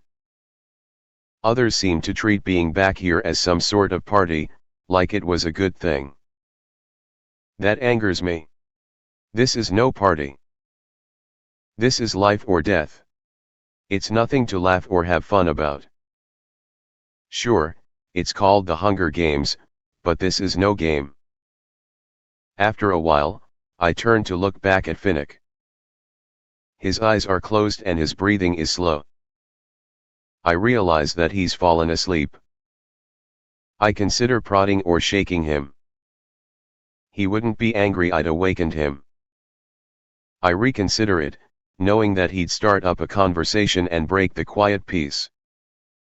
So I leave him alone. A couple of minutes later, I hear murmuring behind me. I turn to see the District 4 tribute shaking and moving about. An arm flails through the air and I scramble a few yards away from him. The murmurs start growing louder, until he's practically yelling in his sleep. Finnick! I shout, attempting to wake him. Annie! He screams, shooting bolt upright, eyes wide and full of fear. I jump back another few inches in surprise.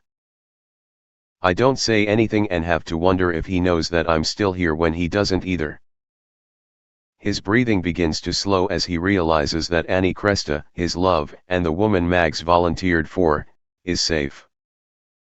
He runs a hand through his hair and sighs, taking in a deep breath. You all right? I ask quietly.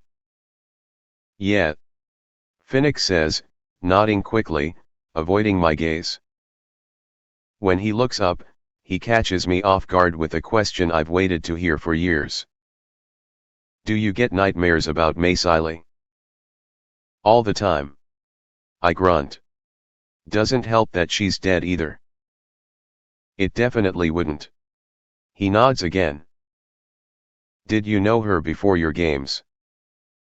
I can't believe I'm opening up to him. No. I'd seen her occasionally, but I didn't know her. She wasn't even the first. The first was a beautiful girl. I loved her as much, maybe even more than my own family. But I broke off the relationship when I was reaped for the last quell. I didn't think I'd make it. But I did.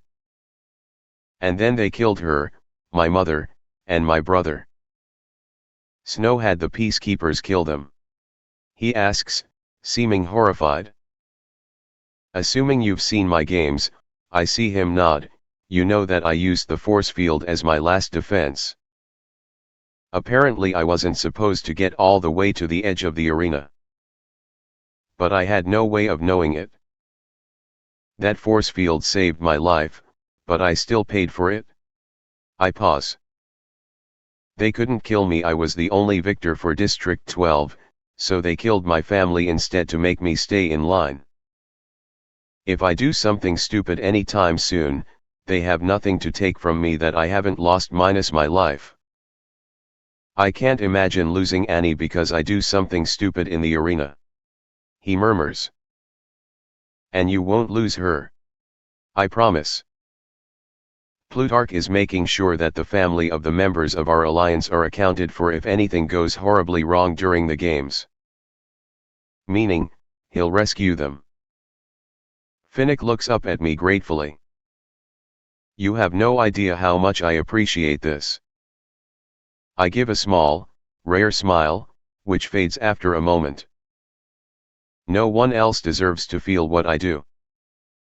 Well, Haymitch, I'm glad we're allies. He says. I nod in agreement.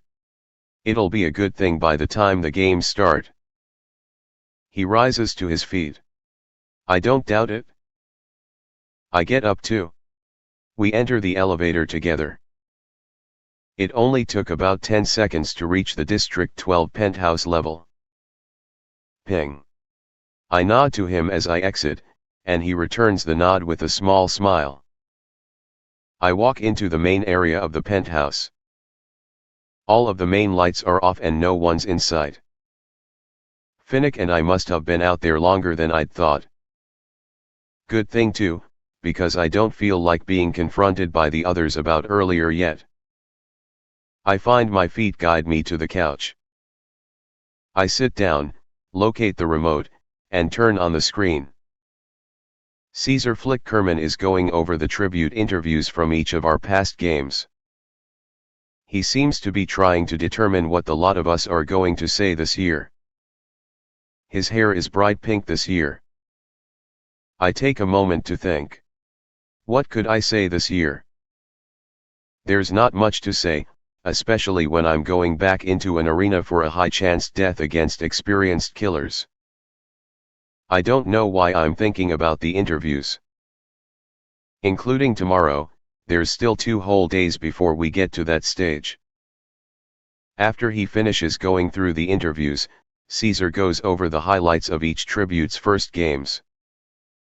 By the time he finishes with District 11, I'm already sick of it. But I can't tear my eyes away from the screen, because now my 16-year-old self is up on it.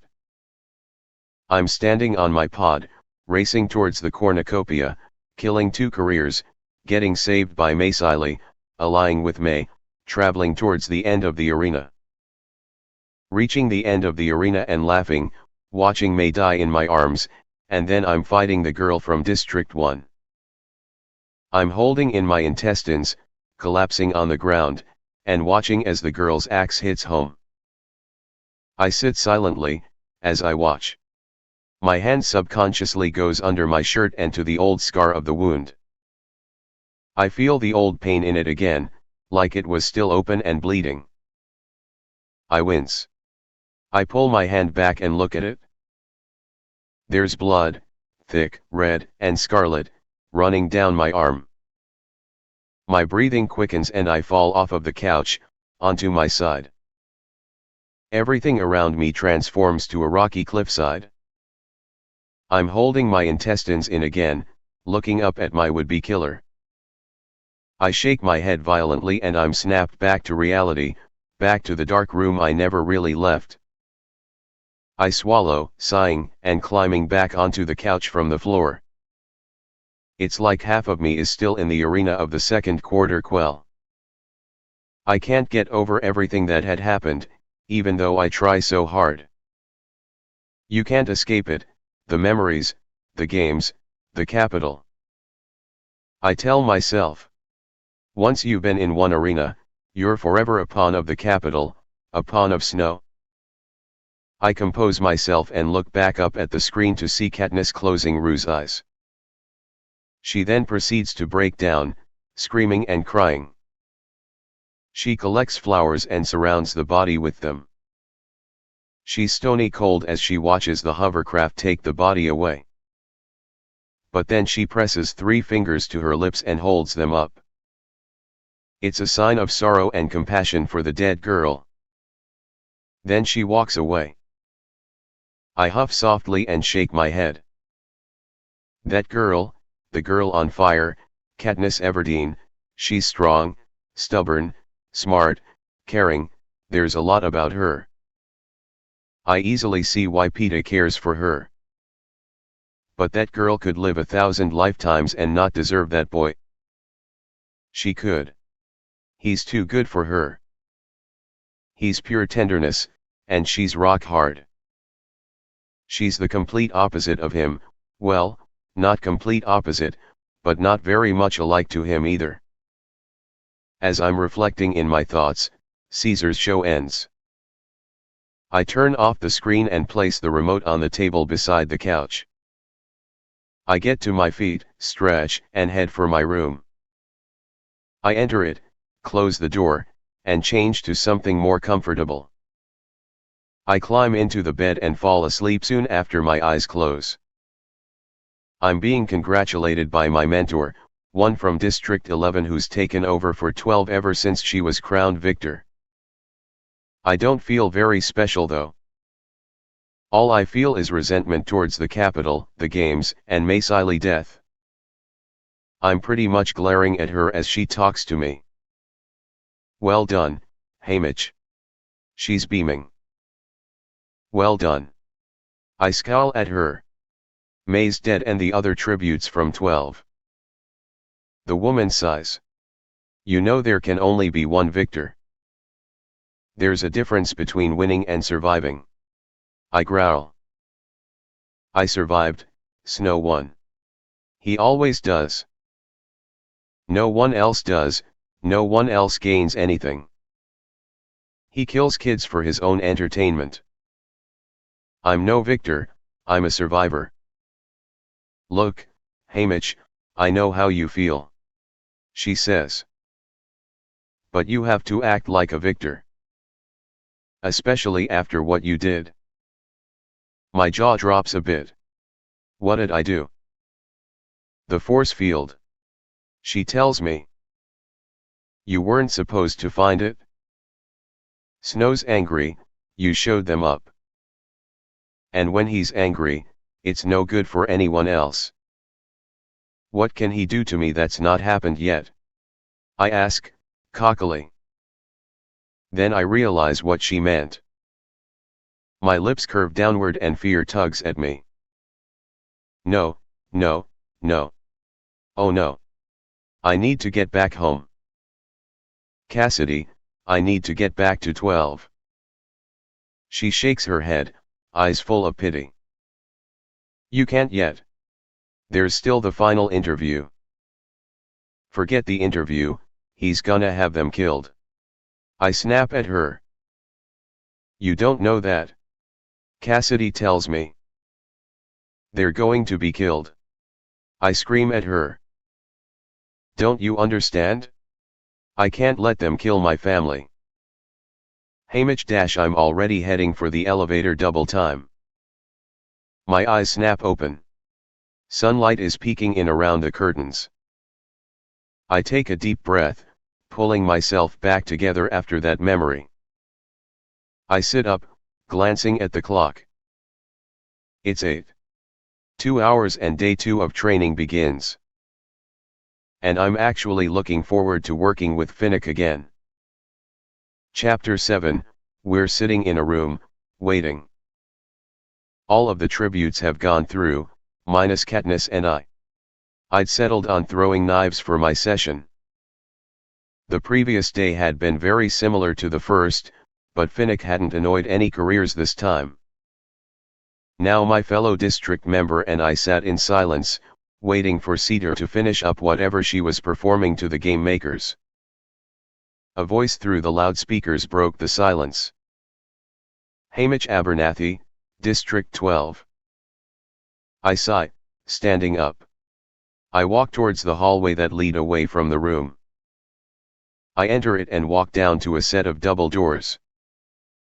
I nod to Cedar as we pass, her leaving the room and me entering. I walk to the center of the room and stop at the rack that held the knives. I grab one and toss it up a few centimeters repeatedly, glancing up to see if the game makers were paying attention. I don't want to have to throw it at them like how Katniss shot an arrow at their apple last year. Though I will admit, I still find it amusing. And they gave her an 11 for it? Thankfully, they are watching me. In fact, they seem more attentive than ever. Plutarch's been making sure that they do their job well then. Speaking of the head game maker, I spot him up with the others. You may begin, Mr. Abernathy. He tells me. I give him one last look before I chuck the knife into the center of the target on the far right. I immediately grab another knife and throw it at the center of the next. And then I do the same to the third target with the next knife. The human-shaped targets have several actual targets on them. So now that the chests are covered, I chuck knives at the head. Then the knees. I throw knives into the centers of all 6 hands, even though there's no target there. I throw my last 3 knives into the necks and then inspect my work. Every knife was on target, every one that I threw at an actual target made it dead center. I smile, because I haven't lost my skill at all. I recollect each and every blade, putting them back on the rack I found them on. I look back at the targets. Definitely left a few marks. That's what I call a job well done. I turn back to Plutarch and his game makers, crossing my arms. You're dismissed, he says. Then into the loudspeaker, Katniss Everdeen, District 12. I turn back towards the exit, walking that way. I'm confident that my score won't be too high or low. I'm hoping for an 8 or a 9. A 10 wouldn't be too bad, but anything above would be suicide. I'd be a main target in the arena. Anything lower than an 8 would just be depressing. I glance at Katniss as we walk past each other through the doors. Good luck. She just nods in reply. I walk to the back of the room and press the button for the elevator to come back down from the District 11 floor. I'd wait for Katniss, but there's no telling how long whatever she does will take. The elevator arrives with a ping and I enter, pressing the button to take me up to the District 12 penthouse. I cross my arms as I stand in the middle of the small space, waiting semi-patiently. It crosses my mind for a brief moment that the interviews are tonight too. Then I'm consumed by the reminder that tomorrow the games begin. A sharp ping clears my thoughts out and I exit the elevator. I head to my room. I close the door and search through the closet for something to change into. I find a beige set of dress pants and a long-sleeved shirt. I find a set of comfortable shoes that I put on. I change into the chosen clothing, folding up my training outfit and laying it on my bed for now. I make a mental note to take it down with me when Portia and the team put me in some suit for the interviews. Not that I'll remember anyway. I leave my room and head for the main area of the penthouse. I find Effie sitting on the couch, watching last year's reaping. She doesn't seem to have noticed me yet, so I quietly walk around behind her, intent on catching her off guard. She winces slightly when it shows me walk out onto the stage and somehow fall off head first. To this day, I still have no idea how that happened. I must have been incredibly drunk. Well, that's not unlike me. Effie's gaze is still glued to the screen. I don't move a muscle, waiting for the perfect time to spring into action. I know that it's my chance when Katniss screams at Prim as they're leading her to the stage because she's leaning forward, watching so intently. I already know that I'll find this more than amusing. I snap my fingers loudly and Effie whips around faster than I've seen anyone move, a small shriek escaping her lips. She frowns when she sees me, but I'm already grinning so hard that it hurts. Haymitch. She scolds me, but is unable to keep a tiny smile from her face. So, how'd it go? I'd say fairly well. I tell her, growing serious. Nothing went to chaos like Katniss did last year. Good. She says. I'm about to sit down next to her, when I hear another voice, one that shouldn't be here. Hello? Anyone home? It's Johanna. Abernathy. I scowl, hurrying towards the elevator. What are you doing on this floor? Looking for you. Johanna answers when I reach her. What for? I ask, sighing. Add Blight, Wolf, the Morphlings, the guy from 6, and Cecilia. She says. That's 6 more tributes. I reply, stunned.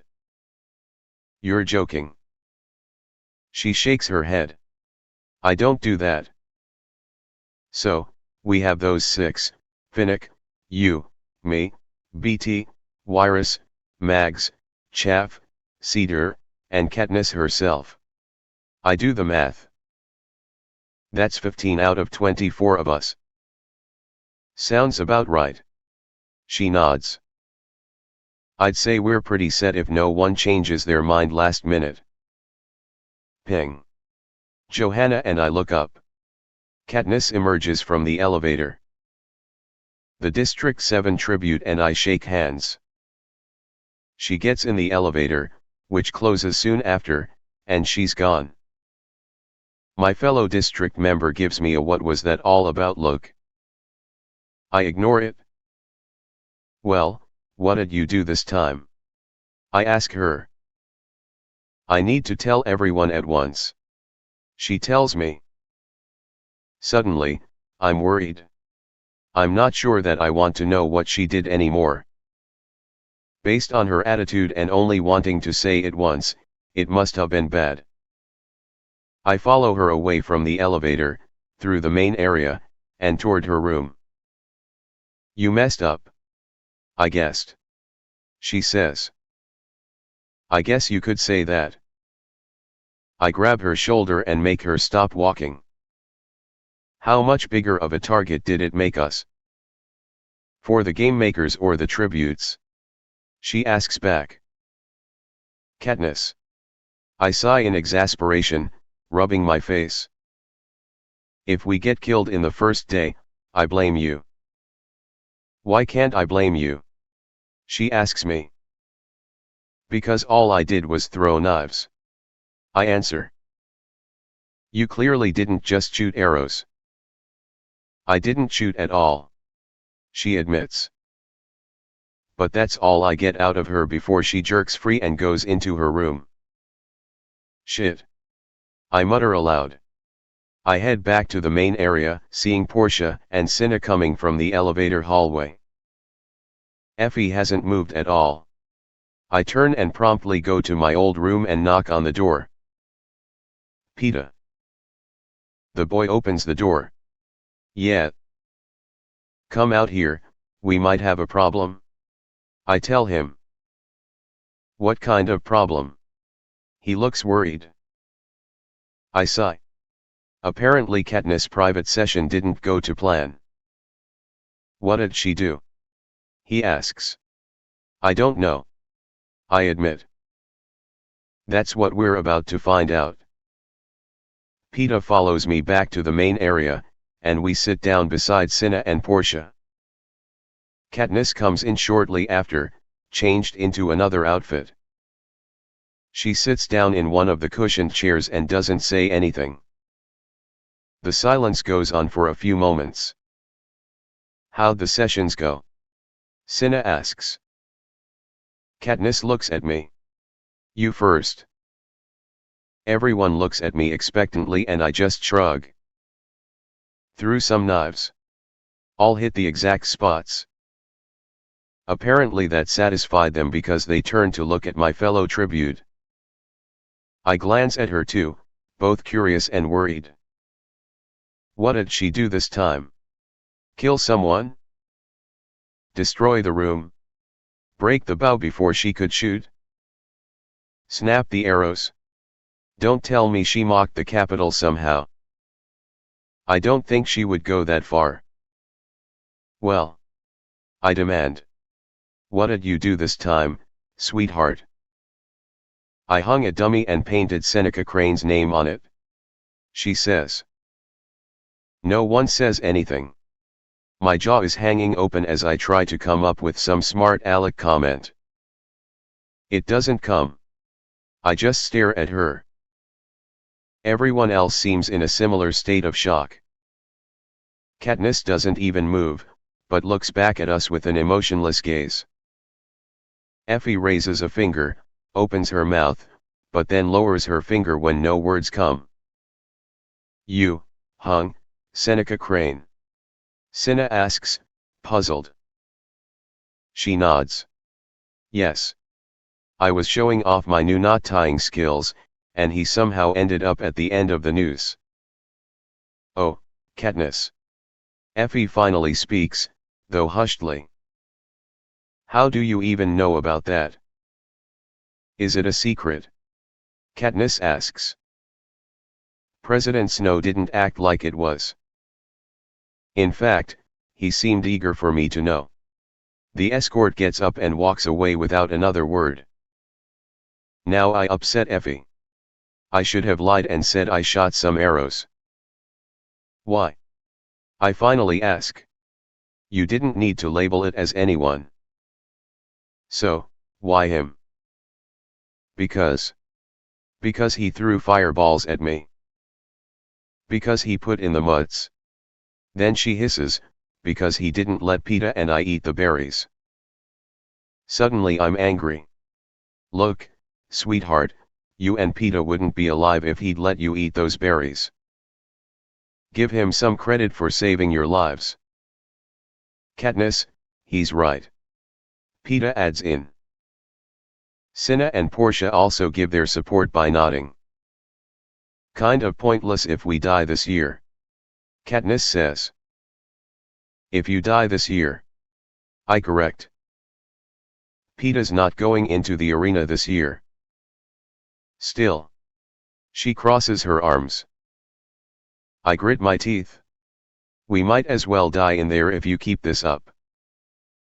Cinna's frowning, Portia's shaking her head in disapproval, and Peeta's jaw is hanging open slightly. Even Effie's watching from the edge of the room, looking more than mildly unimpressed. Katniss seems to be restraining herself from leaping at me.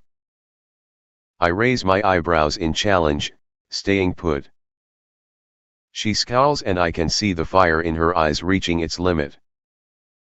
The girl on fire throws herself at me and I barely dodge a punch, eyes wide. Now that I didn't quite see coming. Peeta grabs her and pulls her back, keeping her away from me. She glares at me, still struggling to get free from his grasp. My face goes cold and my eyes narrow darkly at her. We're supposed to work together in the arena. We don't even go up until tomorrow and you're already trying to kill me. I say.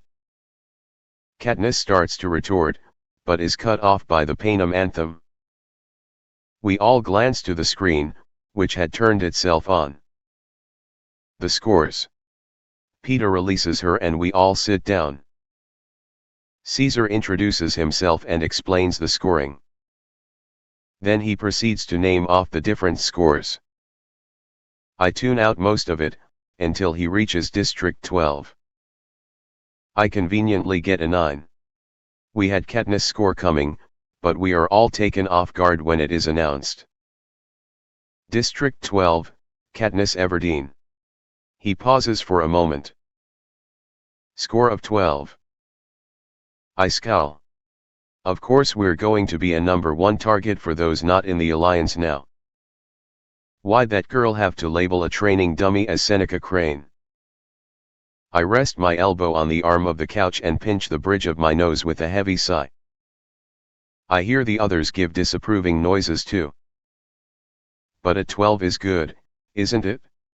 Katniss asks innocently. If you want to die early on. I say a little too harshly. My voice softens.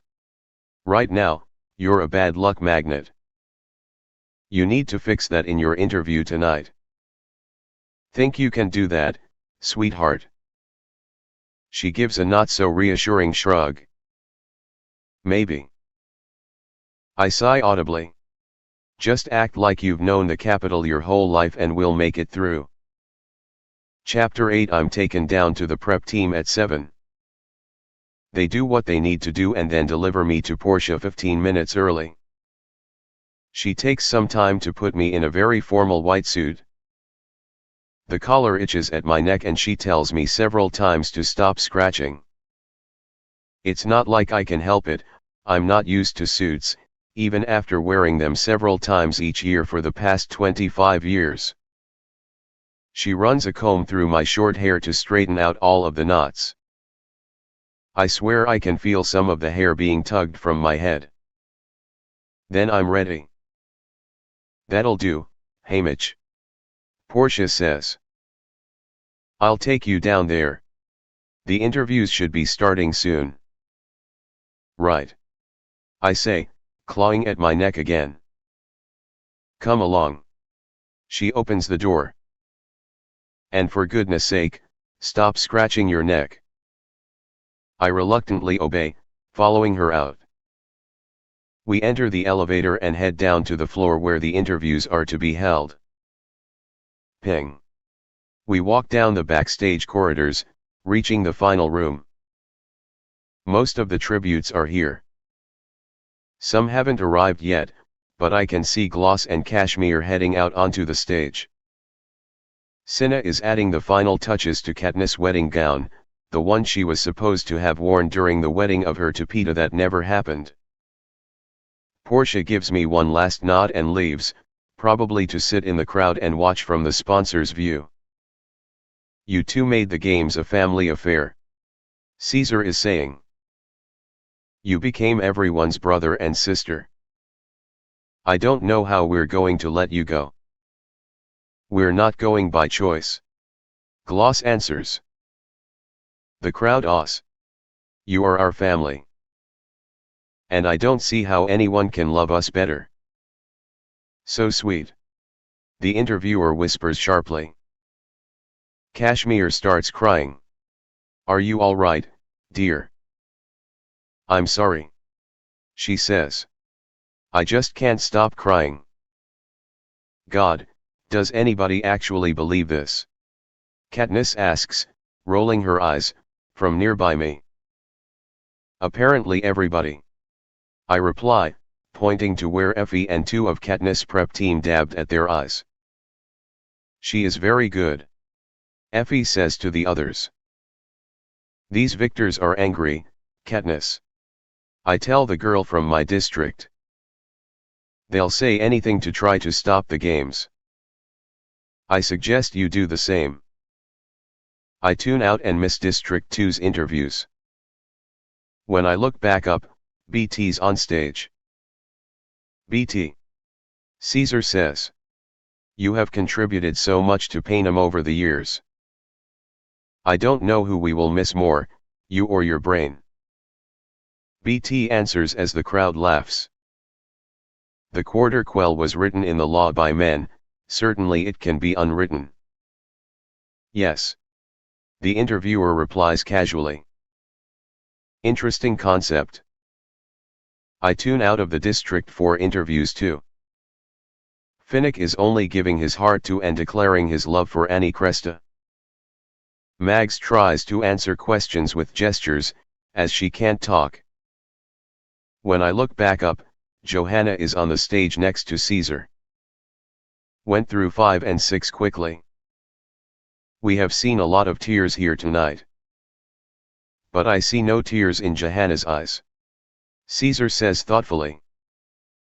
Johanna, you are angry. Tell me why.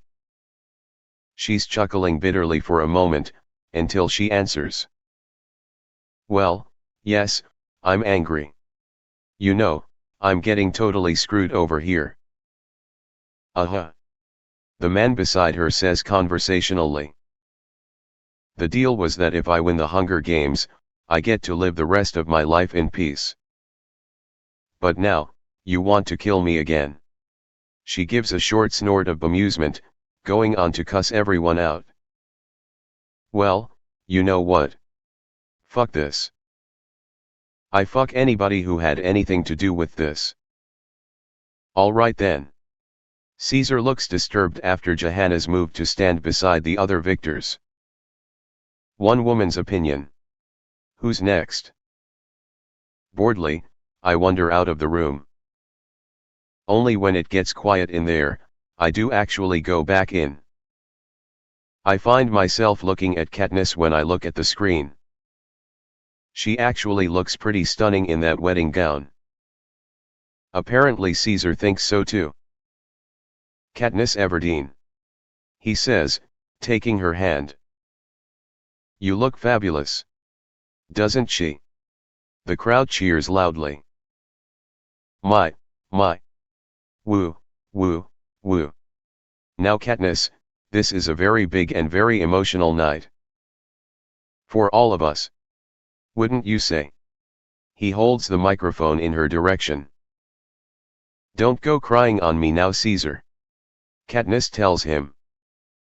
I can't make any promises, you know me. He answers. Katniss laughs.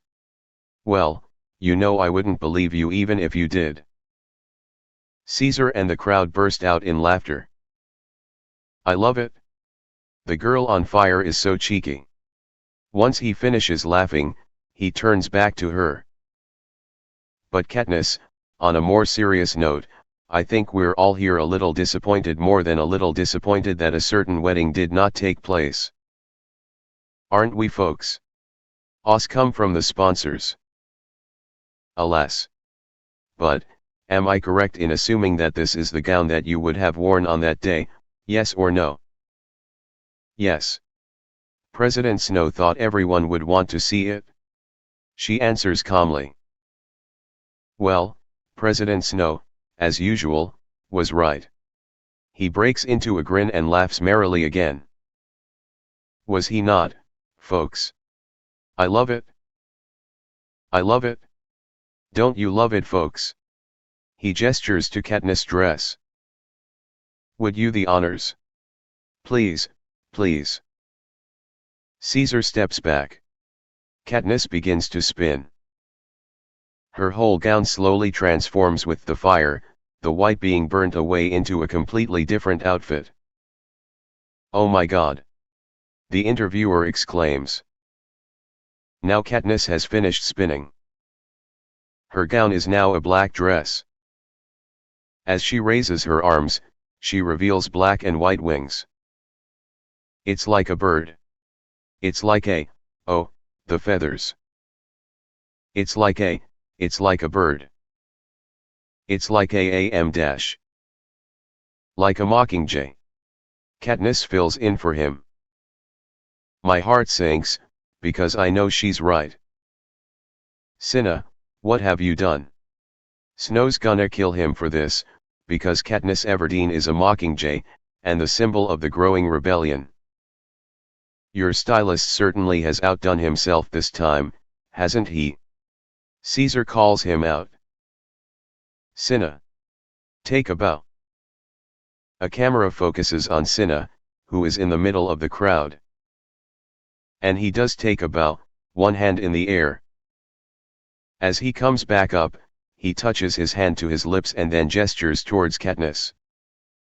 As the clapping dies down, Katniss makes her way to line up next to the other victors. I find it interesting that she's next to Chaff, because she seemed to despise him earlier today. Not that they have a choice which order to be in anyway. Then it occurs to me that it's my turn. I wait to be announced. Please welcome, you know him as the fighter of District 12, the victor of the second Quarter Quell, Haymitch Abernathy. Still sticking with that title, are we? I ask myself as I emerge onto the stage. I walk up to Caesar's side, unfazed by the crowd's cheering. I wait for the man next to me to speak first. I can't believe that it's been 25 years since your victory, he says. Now, Haymitch, that was quite an entrance to last year's reaping. Care to explain? Forgot that I was on camera. I tell him. The crowd laughs and even I crack a small smile for a moment. You've had quite some time to work with last year's victors. Caesar tells me. What's been going on with them since last year? Time to drop the bombshell. Well, you know they were going to get married. But what you don't know is that they actually did. The crowd gasps audibly.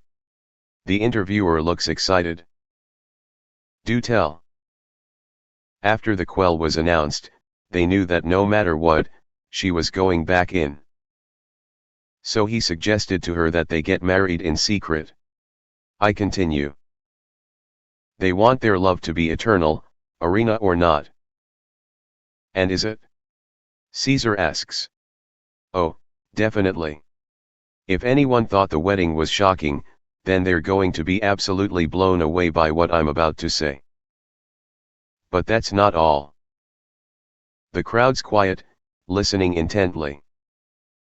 Caesar raises his eyebrows. What else do we not know about? Tomorrow you're sending A to be mother into the arena. I tell them, showing no emotion on my face. Lying was suddenly getting fun. The crowd gasps, a few shouts coming. Caesar struggles to quiet them down, his voice hardly getting over the shouts of, "Stop the games." All right, this is news. He holds a hand up to the crowd, but it doesn't work. Let's find out more. I gesture at them to shut up. They do. Apparently being the winner of the last quell makes me have some effect over them. She's only a couple of months in, but they'll make good parents if she gets through this. How do you feel about Katniss and Peeta in general? Caesar asks. They're a pain, especially when I'm dealing with both at once.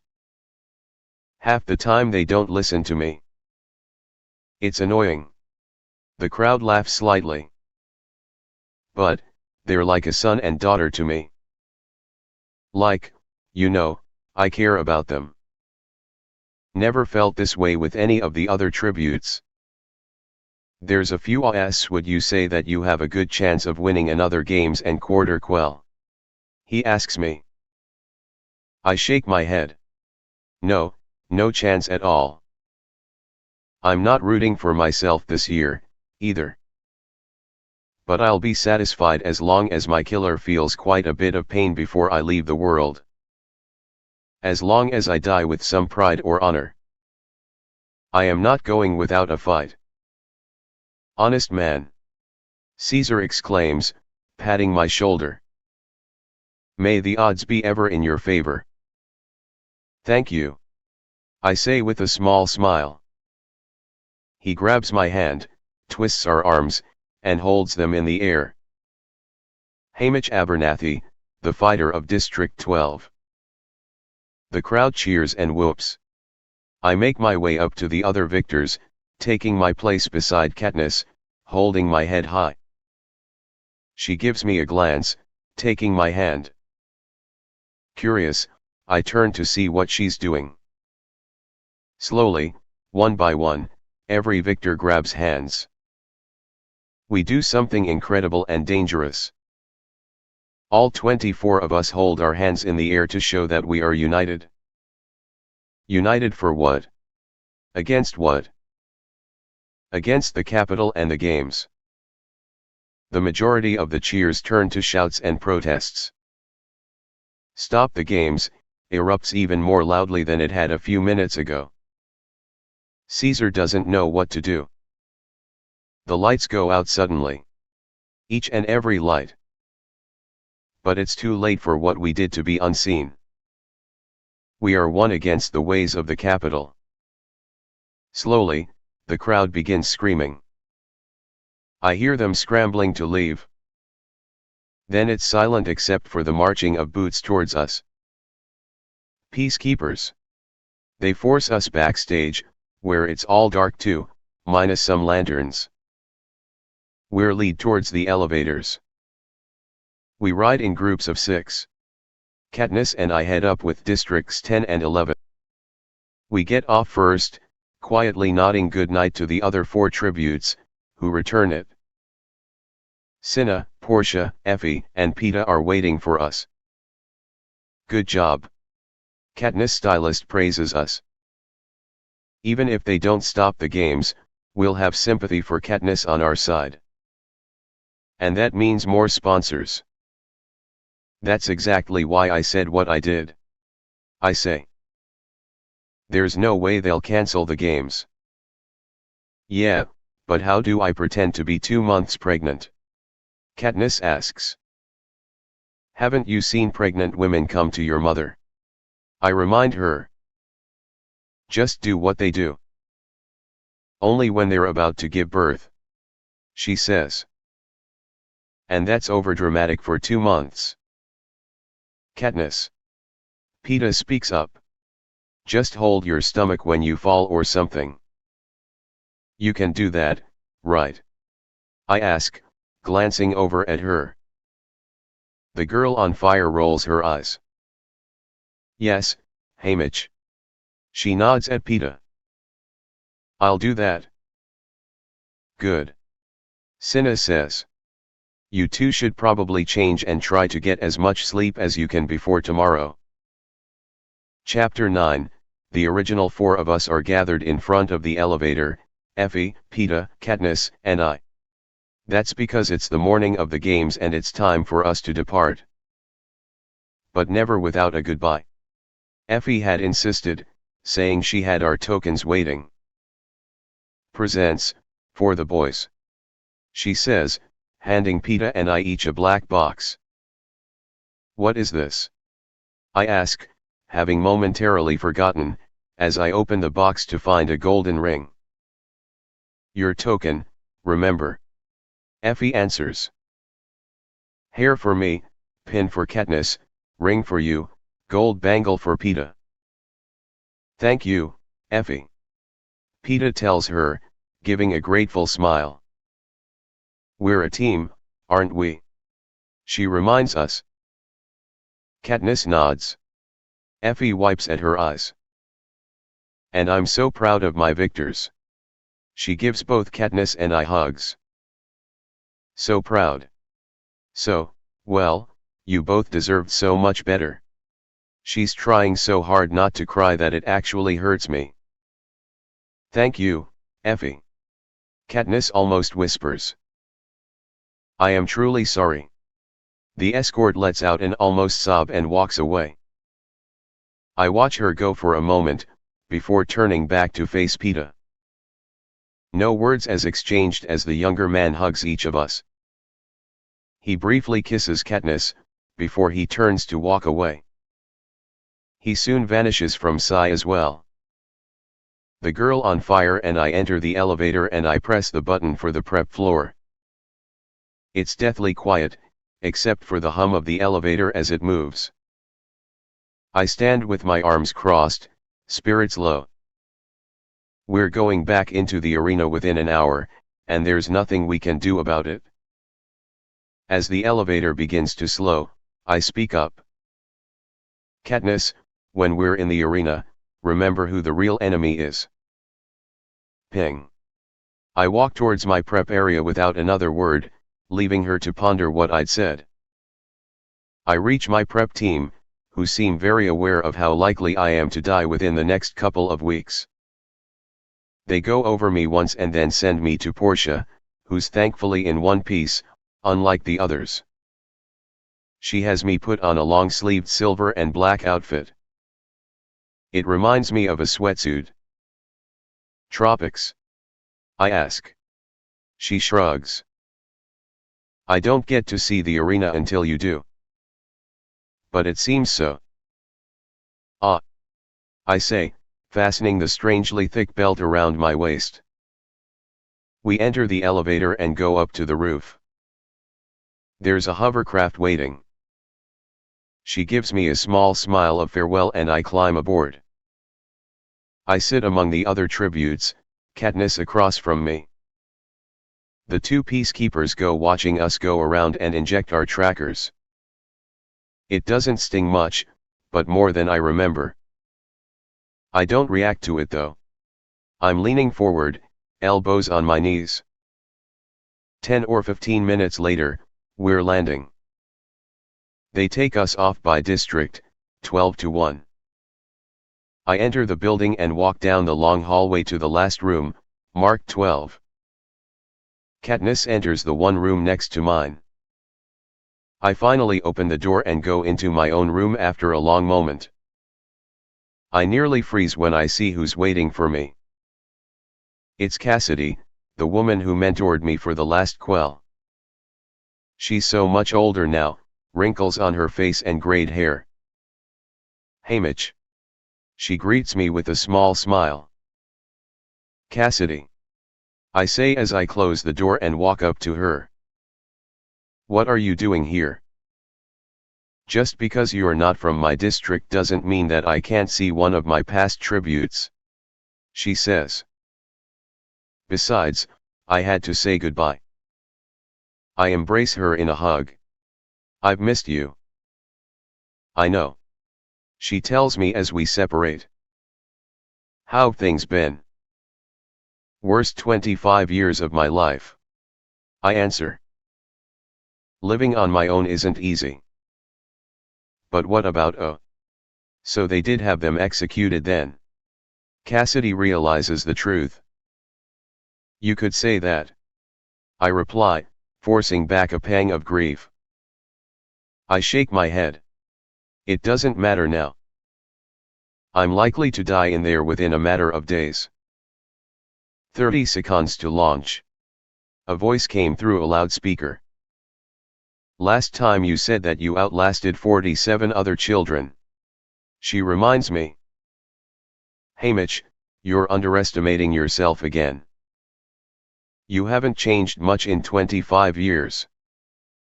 If I still know you as well as I think I do, you'll find a way for everything to work. 20 seconds to launch. I hope you're right, Cass. I say, walking over to the circular plate waiting for me.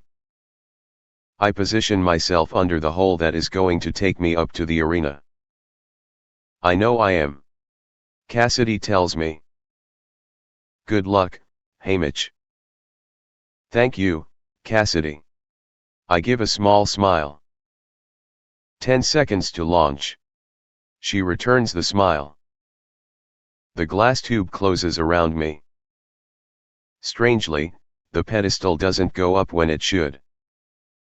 I raise my eyebrows in confusion, crossing my arms. Cass seems just as puzzled. Whatever the cause was, it wouldn't be any good. Then the pedestal bursts to life, pushing me upwards, into the arena. My eyes burn from the intense sunlight. I blink a few times and they adjust quickly. A saltwater lake comes into focus. The cornucopia is in the middle of the lake, on a roundish island. Coming from the island are spokes, dividing the lake into 12 different sections, which I'm guessing are to represent each district. Each spoke seems to go directly from the cornucopia to the beach. Evenly spaced among each other and the spokes, are the pedestals.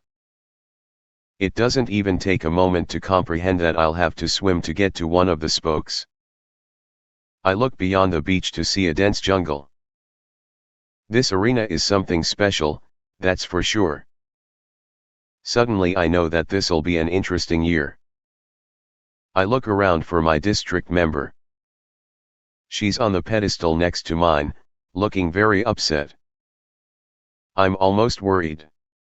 Then it all starts adding up.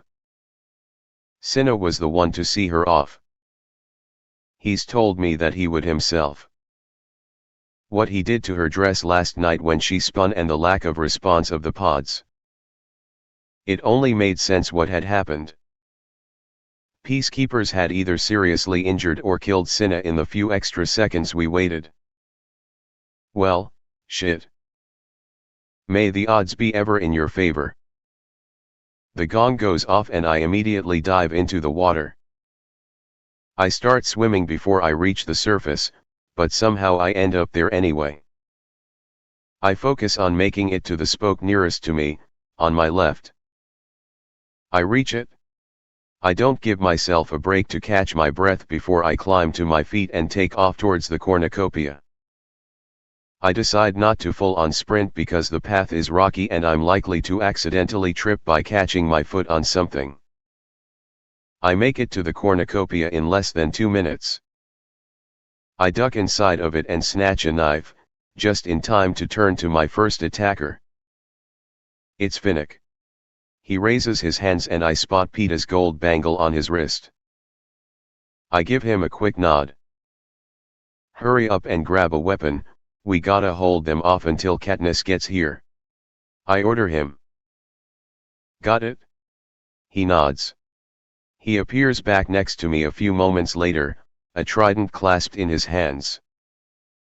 I get a good grip on my knife. Katniss reaches us moments later, not acknowledging either Finnick or I.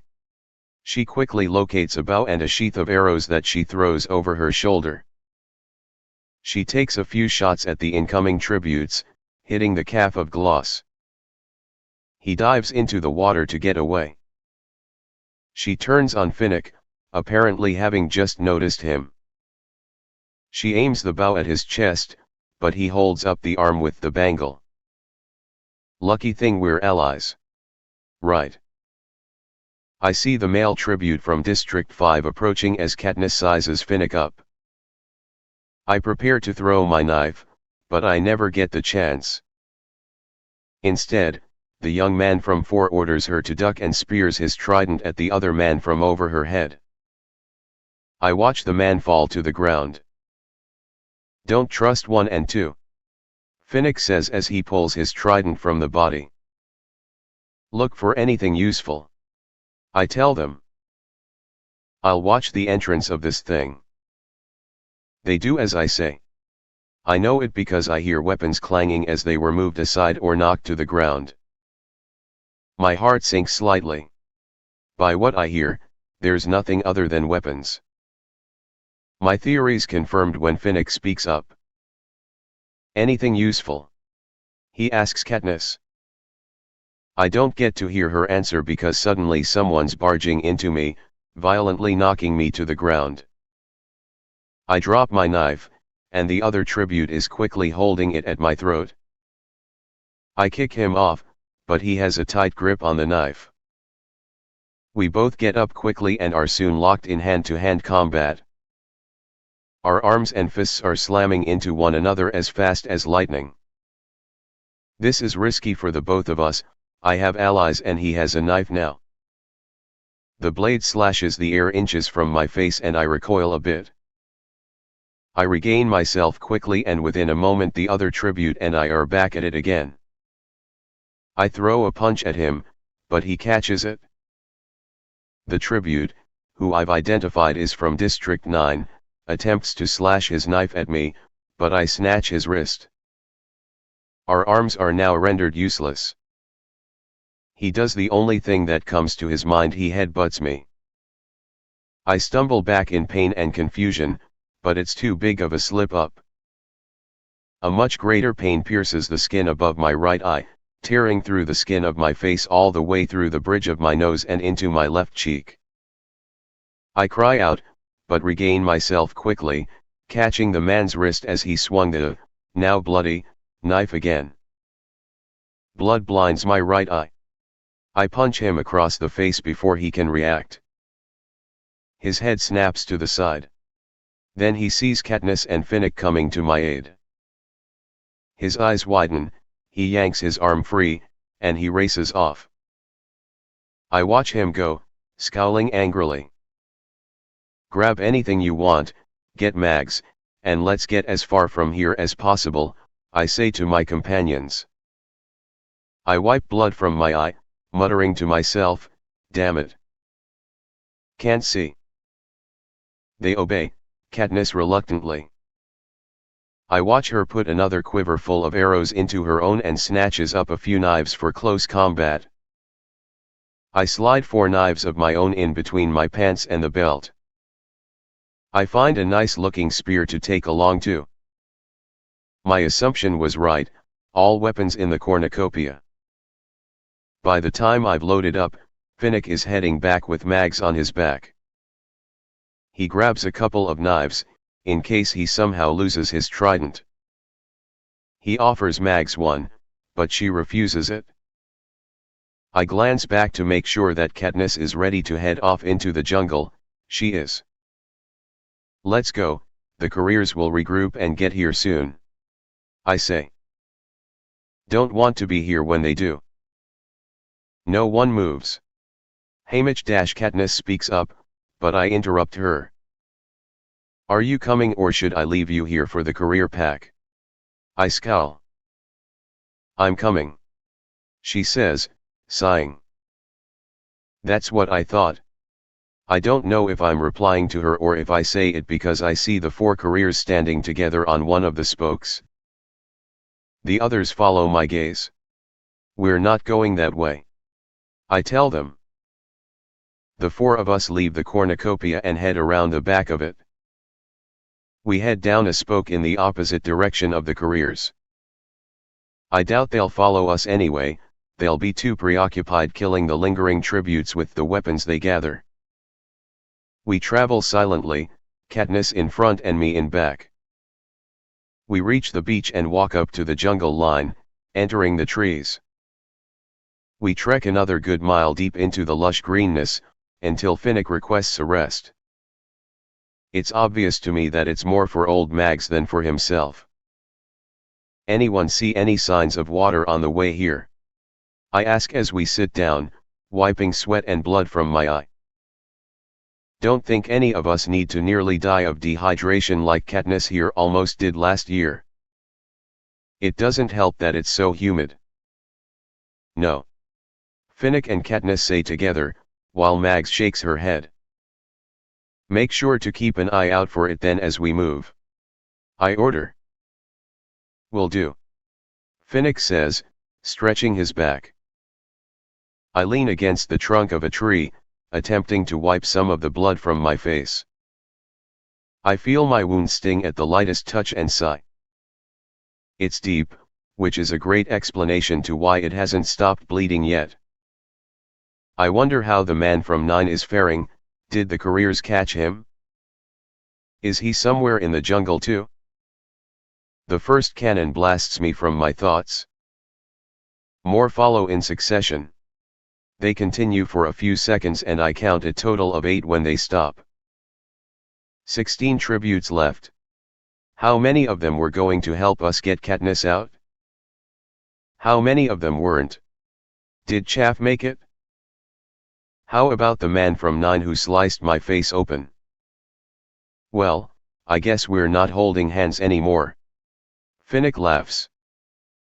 You think that's funny? Katniss growls. Every time that cannon goes off, it's music to my ears. He tells her. I don't care about any of them. Good to hear. She replies, pulling out a long knife I'd classify as a sword. Wanna face the career pack alone? The young man threatens. What would Haymitch say? I'd go with you and Mags. I cut in sarcastically. So what's our next plan of action? Katniss addresses all 3 of us, ending that conversation there. I think we should find Johanna. Finnick says. She's too trigger happy. I disagree. How about the 2 from 3, BT and Wyrus? How about something more important than allies? Katniss suggests. We look at her curiously. Water. Brilliant idea. I agree. Finnick decides to add his input. Why didn't I think about that? Chapter 10, after another half hour of trekking through the jungle slowly because Finnick's carrying Mags, we still haven't found any sign of water. I'm confused. How are the trees and plants growing without water? Unless they're artificial trees, which I know they're now, they need water. Perhaps the water is beneath the surface somewhere? Could very well be so. There's only one thing good that's happened since we started moving again. My cut has finally stopped bleeding. The remaining blood on my face and the arm that wiped it is hardening into a layer of red crust on my skin. It's itchy and irritating, but I don't dare scratch at the blood on my head, as opening my wound would be one of the worst things that could happen now. I don't need to go by bleeding to death. I suddenly come to a halt as I see a strange shimmering in the air, the kind that would remind you of the radiation or heat reflecting off the ground. But I know that what I see is no heat reflection, it's a force field. Why'd we stop? Finnick asks. Katniss knows. There's a force field up ahead. How can you tell? He seems curious to know. I decide that it won't hurt to tell him and point it out. The shimmering. How do you know it isn't the heat? He questions. Because, I say, looking for something throwable. I settle on a nut-looking thing. Heat doesn't do, I toss it at the force field. It flies back at us like a missile and we scatter as it cracks open on a tree. That. Oh. He manages, staring at the cracked nut. Is that edible? I shrug. Don't know. Mag slides off of Finnick's back and slowly walks over to the nut. She bends over, picks it up, and pops it into her mouth. Her district member and I exchange glances. After a moment, she's chewing on both halves of the nut. Mags. Katniss scolds. Spit that out. It could be poisonous. Mags swallows it, disobeying Katniss.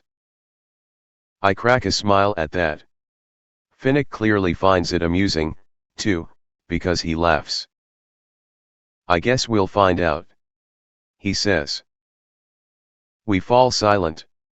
Nothing happens to Mags, she doesn't kneel over dead, nor does her face turn purple. The nuts are safe. I sit down against a tree and take out one of my 4 knives, twisting it around and around in my hands. Katniss glances at a tree and begins to climb it. No one questions what she's doing, Finnick is too busy throwing nuts at the force field for Mags to eat. Outsmarted by tributes using a force field again, Snow. What do you think? I don't want to know. A sound that reminds me of thunder cracks through the force field, running from way up where on to right beside us. I look up and make an assumption that Katniss had shot the force field to figure out the shape of the arena or something of the sort. A few minutes later, I spot her climbing down the tree. The force field has us trapped in a circle. A dome, really? She says as she walks over to us. I don't know how high it goes. There's the cornucopia, the sea, and then the jungle all around. Very exact. Very symmetrical. And not very large. Did you see any water?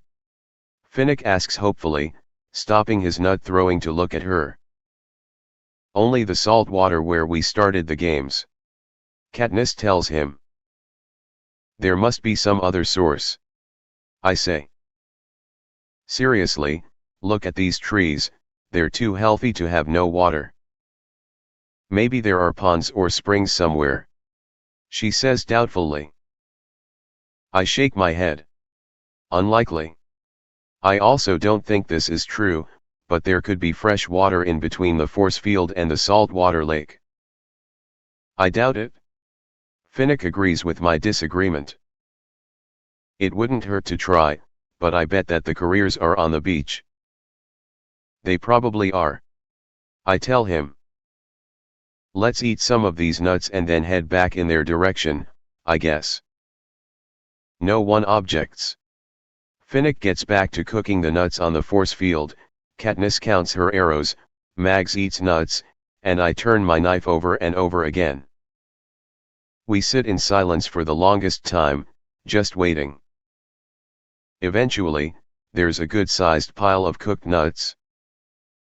We divide them up and each get to eating our rations. The nuts don't have much of a taste, but they remind me of almonds. Not bad. We finish eating, not moving for another 5 minutes after. Katniss is the first one to get up, swinging her sheath of arrows onto her back. I return my knife to its position between my belt and pants, grabbing my spear as I get to my feet. Finnick helps Mags onto his back and grabs his trident. The girl on fire leads the way back towards the center of the arena. The sky grows dark long before we even get close to the tree line. We stop and decide to spend the night where we are. Finnick offers to take first watch, but Katniss forcefully insists that she does. He lets her. I hear the Panem anthem and look up at the sky through the trees. I look at the faces in the night sky, recognizing each of them. The male from 5, the male from 6, both from 8, both from 9, the woman from 10, and Cedar from 11 are all dead. The capital seal reappears as the anthem ends and then the sky is dark again.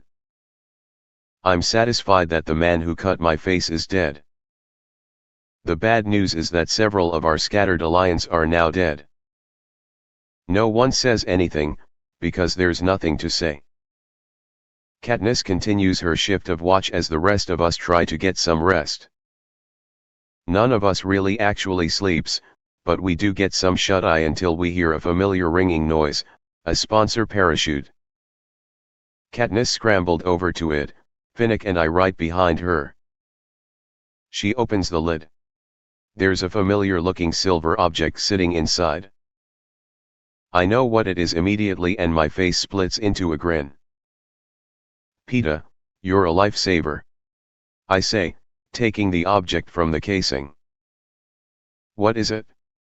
Katniss asks, clueless. The difference between life and death. I tell her, getting up and walking over to a tree. I draw a knife from my belt and stab it into the smooth surface of the tree. I twist it in deeper. I pull it out, put the object in its place and push hard. I let out a triumphant laugh as water spurts from the tree, coming out through the object. It's a spile. Oh my god. Finnick gasps, grinning. Peeta's a genius. The water was never on the ground, it's been in the trees the whole time, hidden from us. I sheath my knife.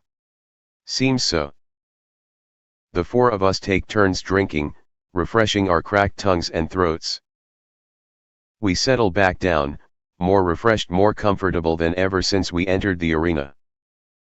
I sigh in relief as I lay back in between the roots of a tree, closing my eyes. I might just be able to sleep like this. I take a deep breath of the jungle night air.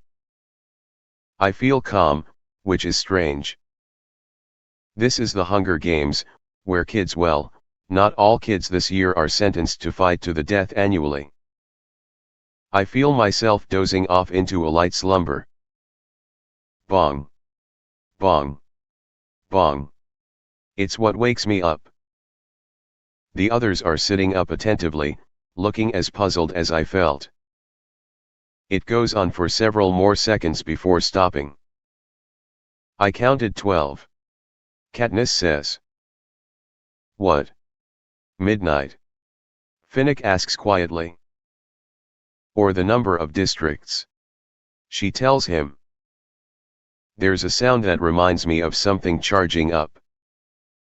We all look in the direction it happens to be coming from.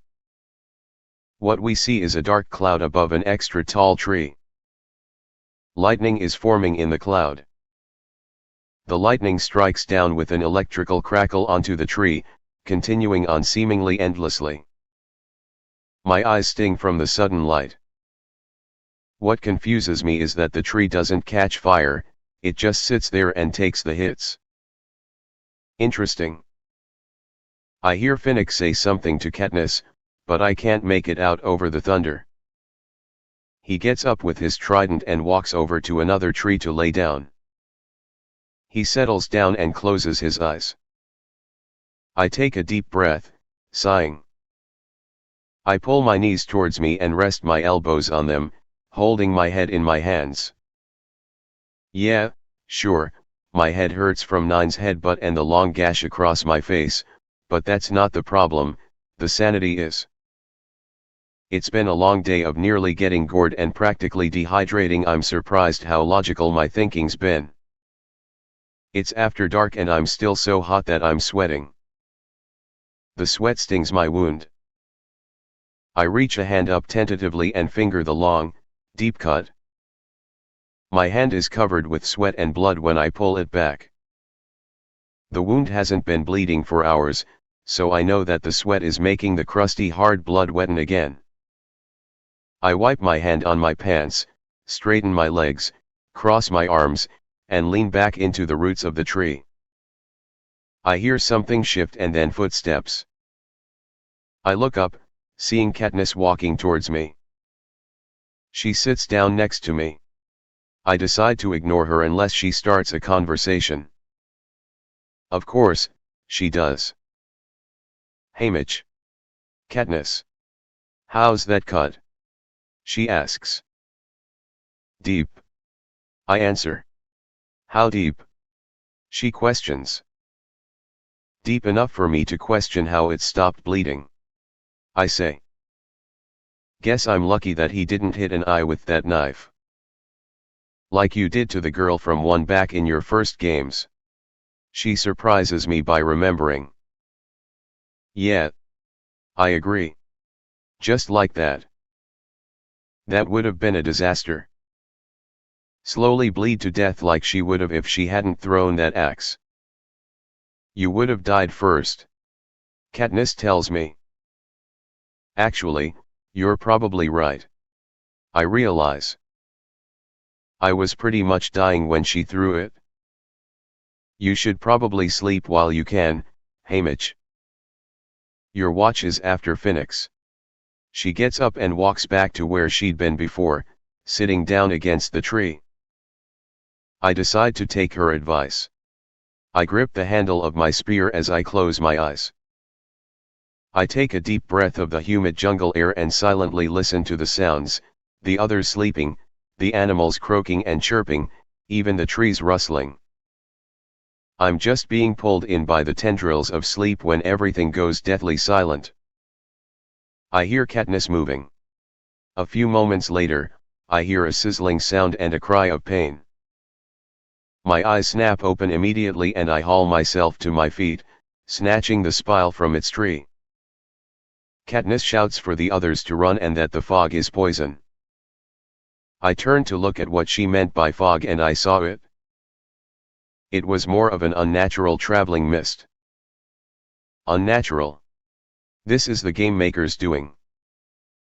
Finnick loads Mags onto his back, grabs his trident, and the four of us take off in the opposite direction of the fog, which tails us the whole way. We duck under logs caught on other trees and leap over the ones laying flat on the ground. I manage to slam my face into a thin low branch and my wound starts bleeding again. We enter a clearing, where Finnick collapses, screaming as the fog-made blistering bubbles form on his skin. I turn back to help him. Take Mags for me. He begs as I pull him to his feet. I agree, helping the elderly woman onto my back. Surprisingly, she's not that heavy. She throws her arms around my neck to ensure she wouldn't fall off. It's not enough. I need to hold her in place with my hands. I have no choice but to leave the spear behind. I throw it down and support Mag's legs. Once I have a decent hold, we take off again. We race through the clearing, the fog tearing at our backs. I feel it make contact with my legs. It stings badly. I can feel my legs bubbling. I grit my teeth as I cry out in pain, my legs giving out. Mags and I tumble to the ground. Finnick and Katniss turn back for us. He tries to carry Mags again, but he can't. Katniss points out that she can't carry the both of us. In the few seconds when none of us knows what to do, Mags stands up. She kisses Finnick and turns toward the fog, walking towards it. Finnick screams her name, but it's too late. She's entered the fog already. A moment later, a cannon sounds. Oh, Mags, why did you do that? Katniss yells at the young man to get his attention. They come to an agreement and get up, grabbing me. They drag me between them and head away from the fog. They stumble along and we're soon in the trees again. But the increase of undergrowth only slows us down even more. The poison fog pierces our backs and we cry out. Katniss and Finnick's legs give out next and we're tumbling down a hill we never saw. I manage to get myself onto my back. I watch the fog, preparing myself for my doom, when just a few inches away from us it goes straight up, as if there were an invisible wall there. I let out an inaudible sigh of relief and collapse back onto the ground. I close my eyes as I try to regain my breath. My body would be completely still if my limbs weren't constantly twitching, but there was nothing I can do about that. I hear a cry of pain. It's Katniss. The water, it helps. I flip onto my stomach and use my arms to weakly drag myself in her direction. I can see the pool of salt water she's in. I reach the small sandy bank in front of it and then force myself it. At first, it hurts and I cry out, but within moments I can feel function return to my legs. The rest of my body is given instant relief and I dunk of head under to rid my face of any poison bubbles. I get to my feet and wade through the pool, towards the sand. I climb onto solid land and go to Finnick's side. He hasn't moved since we tumbled. Katniss comes over and we silently agree to throw him in the water. We each take one of the young man's arms and drag him down to the pond. We gently toss him in. He rolls over onto his back and pops back up, gurgling water as he attempts to shout in pain. I watch Katniss dunk his head under the water. I know that he'll be alright, but he'll still be upset over Mag's unfortunate fate. Chapter 11. The first thing I do once Finnick's taken care of is stick the spile in a tree and hammer it in with a knife. Katniss sees to making sure she's still got most, if not all, of her arrows. Odair fiddles with his trident as he mourns Mags. I count my knives and find that I still have all 4. That means that the only weapon I lost was the spear when I tried to help Mags. I wetten my hand under the stream of water more like a tiny waterfall, really, and gently rub it on my wound. It stings for a moment, but it passes. Slowly, I rub the blood and sweat from the gash. I hope that it'll help it heal faster. I'm sorry about Mags. I hear Katniss say to Finnick. She was never gonna make it? The young man tells her after a moment. So. They fall silent and I can hear the water sloshing as they get up. I think I might have even heard Finnick whisper something. I'm taking the spile out of the tree when I hear Katniss call my name. What now? I ask wearily, scowling. I turn to see her and Finnick aiming their weapons around. They're in the middle of the pond. My eyes narrow and I turn around, only to be face to face with some sort of monkey. My eyes widen in surprise and I flinch back. It lets out some sort of roar and I draw a knife, slowly backing up to my 2 allies. Upon looking around, I see that there are at least 15 of the creatures. Get to the beach. Katniss tells us. When the first monkey leaps at us, I know that these are mutts that the game makers have created. Katniss shoots it down, and then the whole group goes wild. My district member is shooting arrows this way and that, the screams of the mutts signifying hits. Finnick swings his trident to whack the monkey-like beasts away and I'm stabbing them with my knife. Their screams and roars fill the air. One of the creatures jumps on me, knocking me over. Luckily, I'm sitting upright and my head isn't under the water. I stab the creature through the chest, pushing the body off of me. I get to my feet as quick as I can. I look up again, but I don't see Katniss. I do see a monkey trying to bite at something under the water. I throw a knife into the creature and it goes limp. I pull it off of Katniss and pull her out of the water, into a standing position, drawing another knife. We have to get to the beach. I shout above the screeches, pushing her in that direction. As the 3 of us are racing away from the pond, Finnick a little behind the monkeys give chase. One manages to push both Katniss and I over, going for the kill on her. I try to get to my feet, but I know that I won't be fast enough. But she is. The female morphling leaps out from hiding and in front of the girl on fire. She takes the killing blow for her, her screams filling the air. I leap forward and stab the beast atop of her, as Finnick and Katniss fend off other monkeys. They look at the morphling.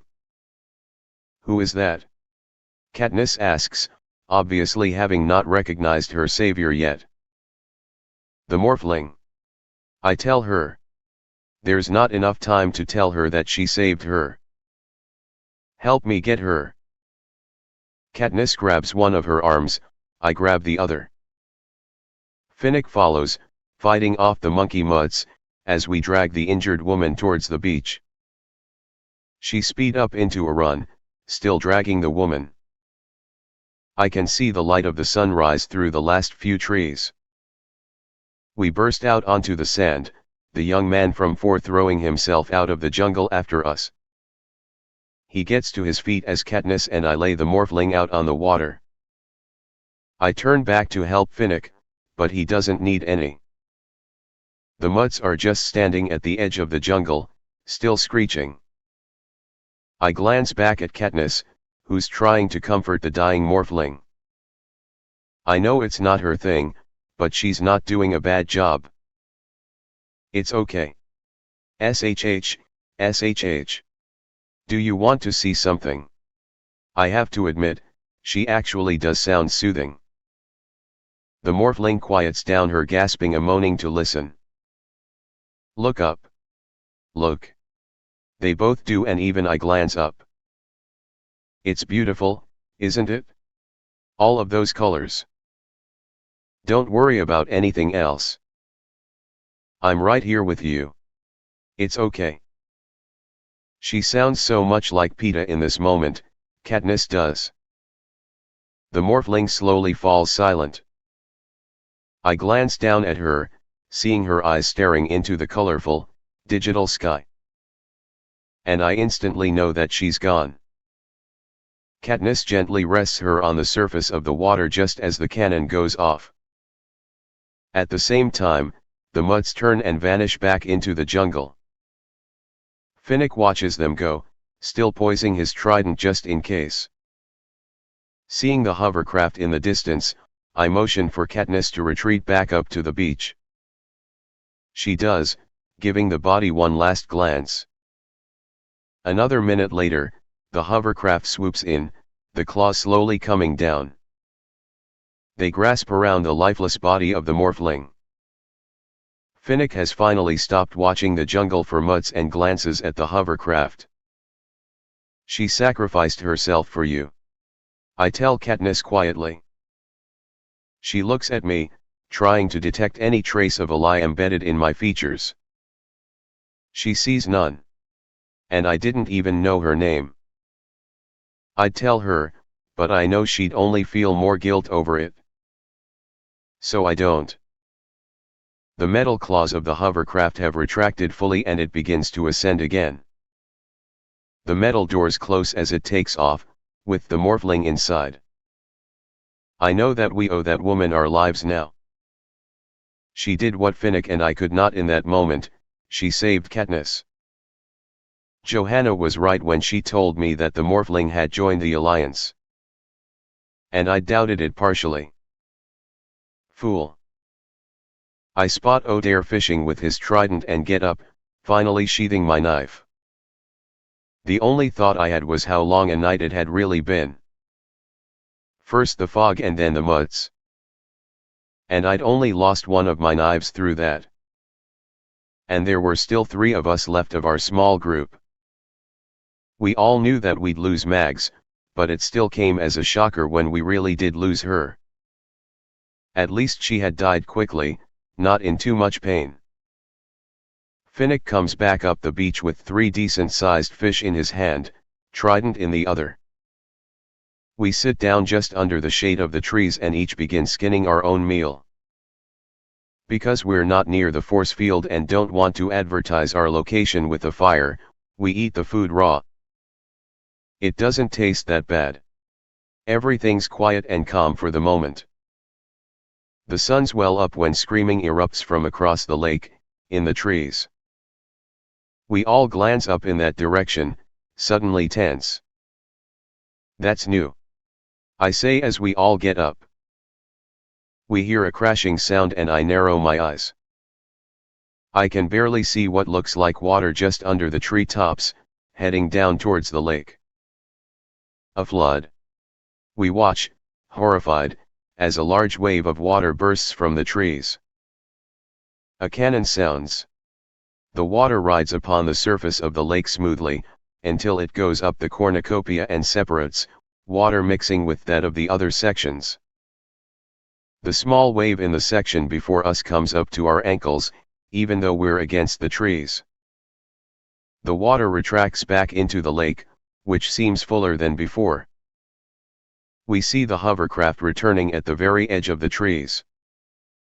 The claws reach down, coming back up with the body. I can't distinguish who it is from this distance.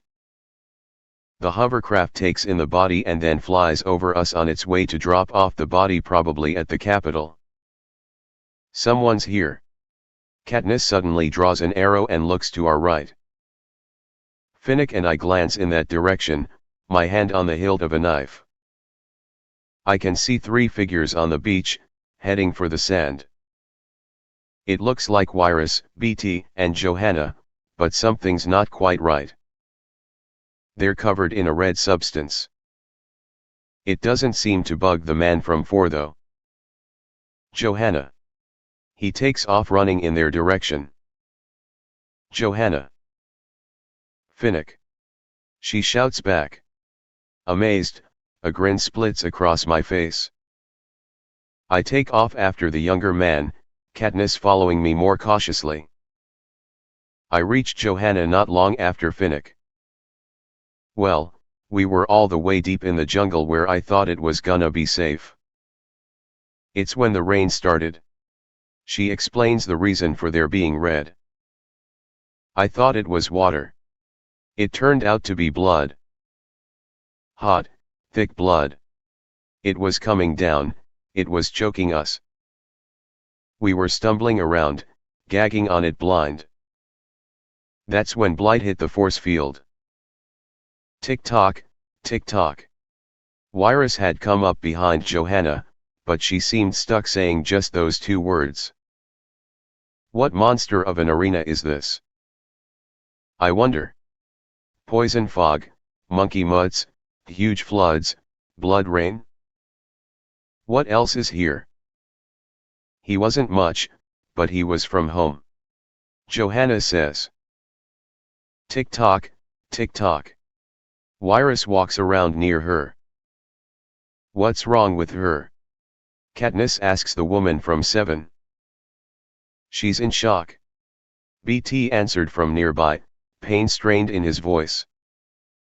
He takes off his glasses. Dehydration isn't helping. Do you have fresh water?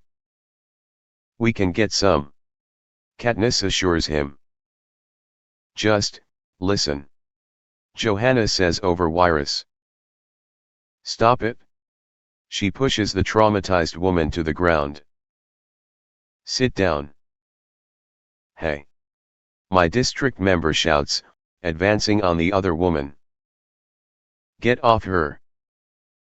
Just stay down. 7 tells 3. Katniss grabs her throat. Hey. What are you doing? Hey, hey, hey. Finnick pushes Johanna back from Katniss. I got them out for you. She tells the girl on fire. It's okay, it's okay. The man from 4 tries to calm her down. For me. Katniss freezes in confusion, turning towards me. What does that mean? Let me go. Johanna demands of Finnick. I'm fine. You did want them as allies. I remind the girl next to me. Wyrus stands up, a smile plastered on her face, as she looks at Katniss. Come on, let's get you cleaned up. My district member tells her, the pair of them walking off. I sit down at the edge of the trees as Johanna and BT wash the blood from themselves. Katniss helps Wyrus, as she's obviously not capable of much in her state. Finnick stands near Johanna, talking to her. I reach up to the cut on my face, where the blood around it is still damp. It'd clearly been bleeding, or at least trying to, during the monkey attack earlier. Remembering that the small group we encountered is dehydrated, I find a decent tree nearby to put the spile in.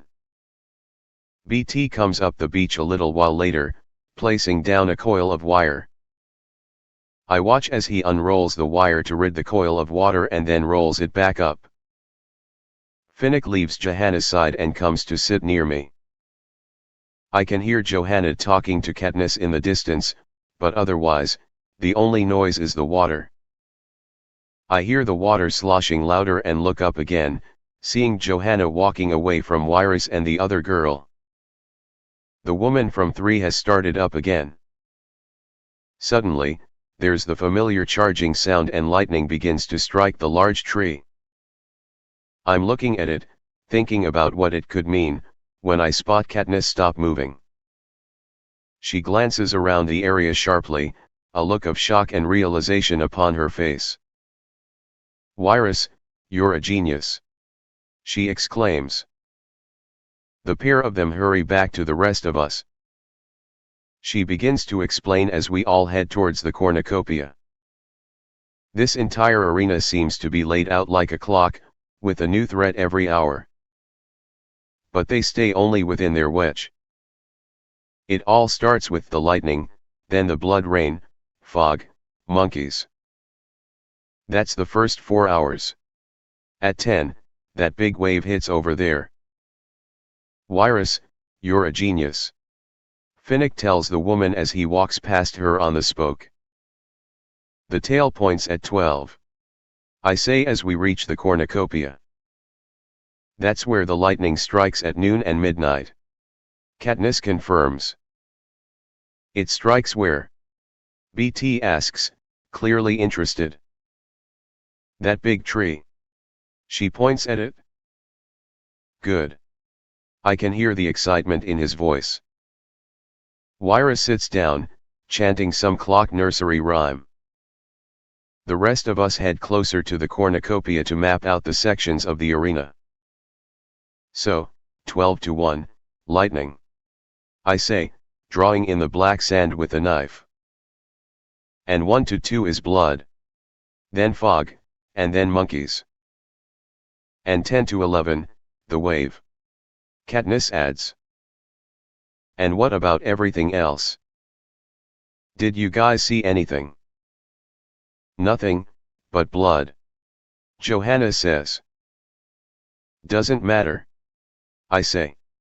"As long as we stay clear of whatever section's active, we're safe." "Yeah, relatively speaking." Finnick agrees, pointing out the fact that the careers are still out there. As if on cue, Wyrus gasps. We turn to see Gloss pulling a knife from her shoulder. Chapter 12. The cannon goes off. Katniss is the quickest to react, drawing her bow and an arrow from her quiver. She takes aim and fires before I can even blink. The arrow hits home dead center in Gloss' chest. He falls over backward, another cannon signaling his death. The other careers spring into the action from God knows where. 4 and I grab our weapons and head to meet them. I hear Finnick screaming in anger as he assaults Brutus. Inoberia intervenes to assist her district member. Finnick grunts in pain and Katniss misses an arrow at the careers, who vanish from view around the cornucopia. I head to check on Finnick as my own district member gives chase to the careers. Reckless. Before much else could happen, the ground begins moving beneath us. We're thrown from our feet and I'm quick to grab a solid hold on the black rock. All I can hear is the rushing of the water and the others near me struggling to hold on. It doesn't even take me a moment to realize that we're spinning. Finnick tumbles past me and I can see the fear in his eyes. I reach out and grab his arm in one quick movement. I don't let go until I see he has a solid hold of his own. I can see the appreciation in his gaze until it gets hidden by the fear.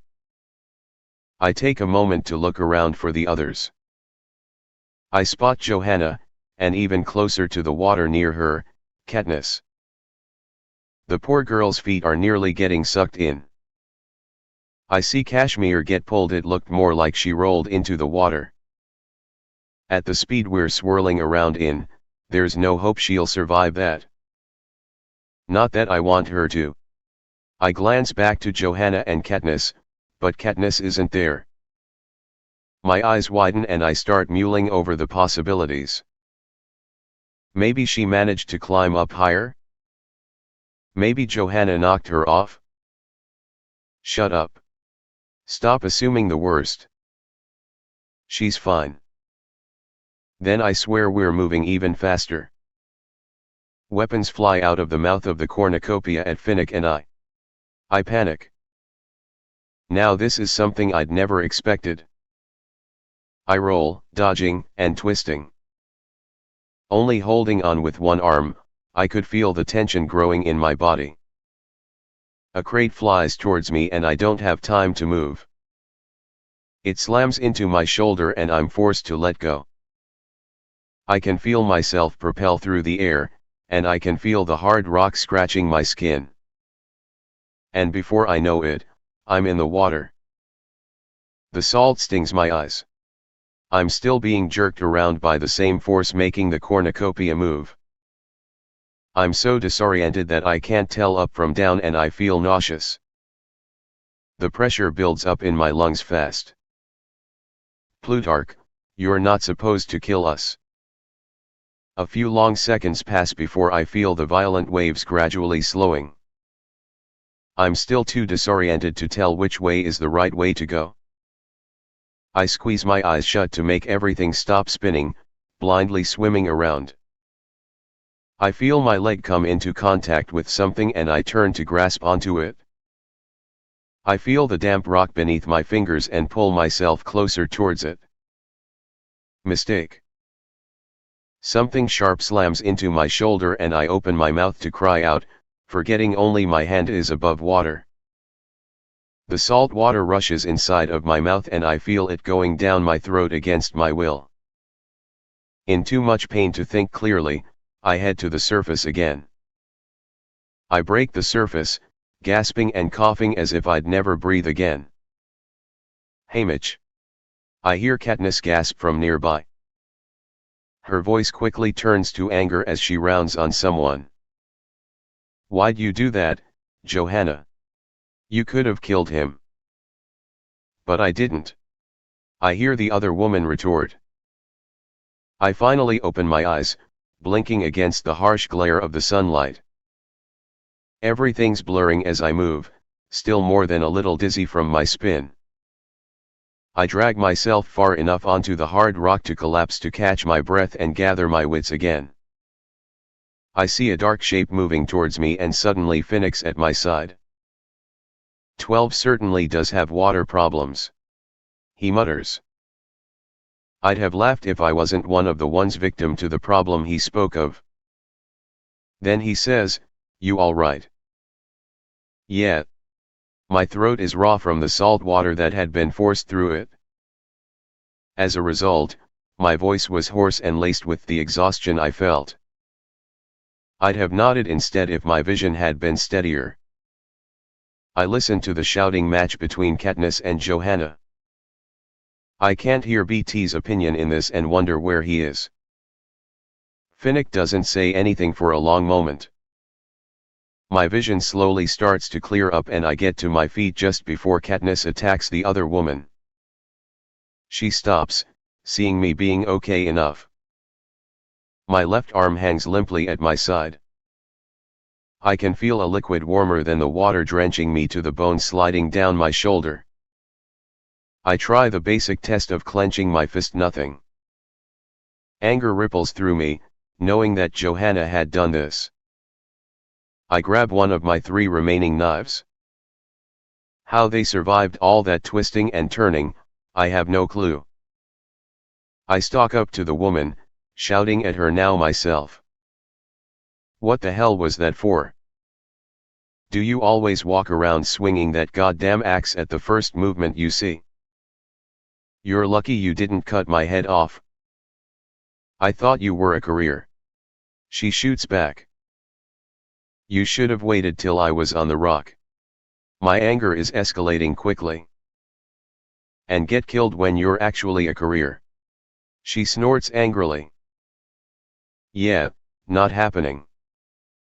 My rage overpowers my sense of logic and I fling the knife at her.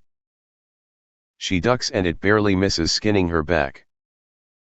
She springs back up and charges me, axe swinging wildly. I grope around for another knife as I try to keep an eye on her. I find one and move back, just barely avoiding her sharp axey head. She swings again and I block it with the knife barely. She's still pushing down, putting all of her weight into the blade. Maybe if I move to the side. I move to my left, and she doesn't even see it coming. She's toppled over onto the hard rock within an instant. I tower over her, but in my tiny moment of satisfaction at her intimidated look, I don't see her legs move. Suddenly, my own have been swept to the side and I fall to the ground, on my left side. My injured shoulder screams at the pressure and I feel the trickling blood increase to a steady stream. My other arm is soon pinned behind my back at a dangerous angle, one that could result in one of the bones being snapped. Finnick finally interferes, likely saving my right arm from serious injury. He pulls Johanna away from me and restrains her as she curses at him. Katniss tries to assist me, but I get up on my own anyway. I pull a shiny object from my belt.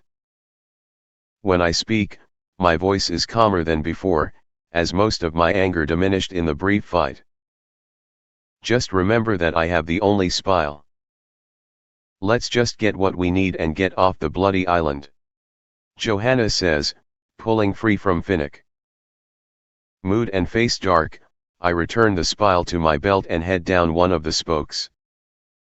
I don't bother to see if anyone's following, they'll come when they're ready. I do my best to keep my feet from dragging as I go along, but I'm too exhausted and in too much pain to do much. Even my mind isn't straight after nearly drowning. I stumble a few times as I walk, but I don't fall. Upon reaching the beach, I sit down against the tree lean. I remove the shirt of my outfit to inspect the wound. It's a deep cut, deeper than the one on my face. I'm not too surprised that the bleeding hasn't stopped yet. A newfound anger at Johanna springs up and I have to remind myself that I can't fight anyone and expect to win in this state. Instead, I settle on hammering the spile into a tree and using the stream of water to clean my wounds. My eyes are momentarily blinded by water, sweat, and blood being rinsed off of me. I wipe it away as I pull back, doing the same to my newer wound. I could swear that I see the bone, with the blood being washed away. I push down the bile in my throat. I take a drink of water and remove the spile from the tree. I wrap the shirt around the deep cut in my shoulder, hoping it'll keep the bleeding at bay. I return the spile to my belt and lean back against the tree, the rough bark feeling strange on the bare skin of my back. I ignore the sensation and watch the others. I can see them grabbing a few things from the hard rock and starting to come my way. Katniss is at the front of the group, BT at the rear. They look about as exhausted as I feel. The girl of fire, with her bow strapped around her body. Finnick's using his trident as a staff, clearly feeling the need of walking assistance. Even Johanna doesn't seem to care that her axe is banging against her leg as she goes along. I had so much more time to relax during the last quell. They emerge onto the sand and sit down within the same area, near me. No one says anything for a while, as we all take some time to wrap our minds around the last couple of days. We'd hardly had any downtime since we've entered the arena. The bloodbath, the fog, the monkeys, the blood rain, the wave, the career attack, and then the spinning cornucopia island. If the game makers are trying to kill us from stress and exhaustion, it's certainly working. So, besides Brutus and Inoberia, who's left? Katniss asks, breaking the long silence. Maybe Chaff. I say, hopeful my friend's alive. Just those three. Finnick speaks up. They know they're outnumbered. I doubt they'll attack again. We're safe here on the beach. So what do? We hunt them down. Johanna's obviously impatient. A scream comes from within the trees. Katniss, help me. What? Prim. She screams back, taking off into the trees. No. Katniss. Katniss.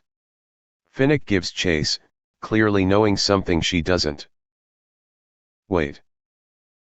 Prim. Prim. Prim. Johanna, BT, and I take off after them. The screaming continues. I hear what sounds like Katniss shooting an arrow not far ahead and the fluttering of wings. Then I know what Finnick knows. Jabberjays. Katniss. Finnick calls, clearly closing in on her. You okay? More screaming erupts, but it's not young Primrose this time. Finnick, no, it's not her. Katniss shouts at him and I can hear them racing off. Annie. Annie. Finnick bellows. Annie. Annie. Finnick. Katniss attempts to get his attention. It's not her. It's just a Jabberjay, it's not her. Well, how do you think they got that sound? He sounded distressed. Jabberjay's copy. Katniss. It's the boy thread-whipped, Gale Hawthorne. All three voices combine and scream the names of the two tributes. A mad flurry of wings can be heard too. We enter a clearing and see the two of them racing towards us. Katniss looked like she was about to burst into tears. The look on her face was so painful. She runs into an invisible wall not even a foot away from us. She panics. It's okay. I shout at her. They're just mutts. They're not real. It takes me a moment to realize that she can't hear me. She continues screaming, hands moving to cover her ears. She falls to her knees, hiding her face. I continue to shout at her in hopes of there being a way for her to hear me.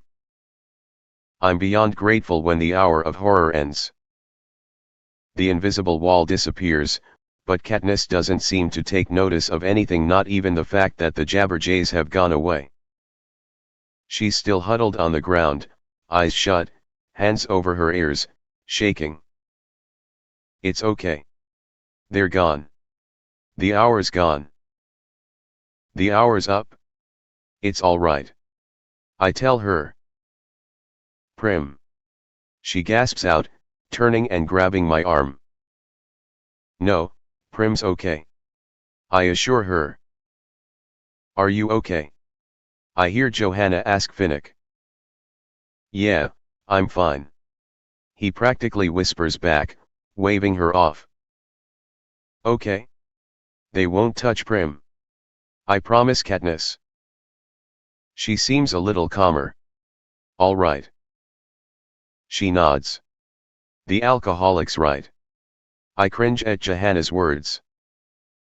The whole country loves your sister.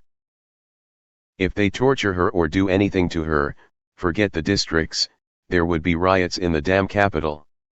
She smiles in a bittersweet way, looking at Katniss, who stares back in shock. Then the woman does something incredibly stupid. Hey, how does that sound, Snow? What if we set your backyard on fire? You know, you can't put everybody in here. I smirk, humored by her words. What if we set your backyard on fire? Stunning how she can do that. Everyone else stares at her, BT looking over his glasses with an unimpressed expression. What? Johanna asks, shrugging. Can't hurt me. There's no one left that I love. She sighs. I'll get you some water. My smirk fades and I pity her. She glances at me and I toss her the spile. She walks off, hacking at the jungle's grasses with her axe. She leaves us sitting there, reminiscing in her words. Chapter 13, I follow Finnick out onto the beach. He continues on to sit a couple of feet into the waves, while I sit under the protection of the tree line. The others settle down near me. It's all peacefully quiet for a long moment, the lapping of the waves soothing. Then there's the sound of Katniss' arrows moving in the quiver and we all tense up again, turning to see Johanna. She hands Katniss a gourd full of water. Thank you. She takes it. Johanna settles down next to her, while BT fiddles with the sand behind me. It's quiet again, for another moment, as we all gaze at the lapping salt water. It could have been an ocean if it was much larger. Ocean. It's unlikely I'll live long enough to ever see one. Who's Annie? Katniss asks Johanna, breaking the silence. She's silent for a moment. Annie Cresta, the girl Mags volunteered for? She won like 4 or 5 years ago. Is she the one who went a little crazy? Uh-huh. The two share a nod. Love is weird. Not really. Complicated's the right word. I have a plan. BT finally says. Johanna gets up and walks towards the District 4 tribute. Finnick. I have a plan. The man from 3 repeats, nodding at Katniss. He pushes up his glasses.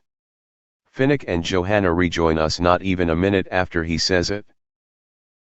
They remain standing. Where do the careers feel safest? The jungle. The jungle's a nightmare. Johanna points out. I see where she's going with this. Probably here on the beach. I say. Then why are they not here? BT asks us, clearly onto something. Because we are. We claimed it? The woman from the lumber district answers. And if we left, they would come. The man hypothesizes thoughtfully. Or stay hidden in the tree line. Finnick suggests.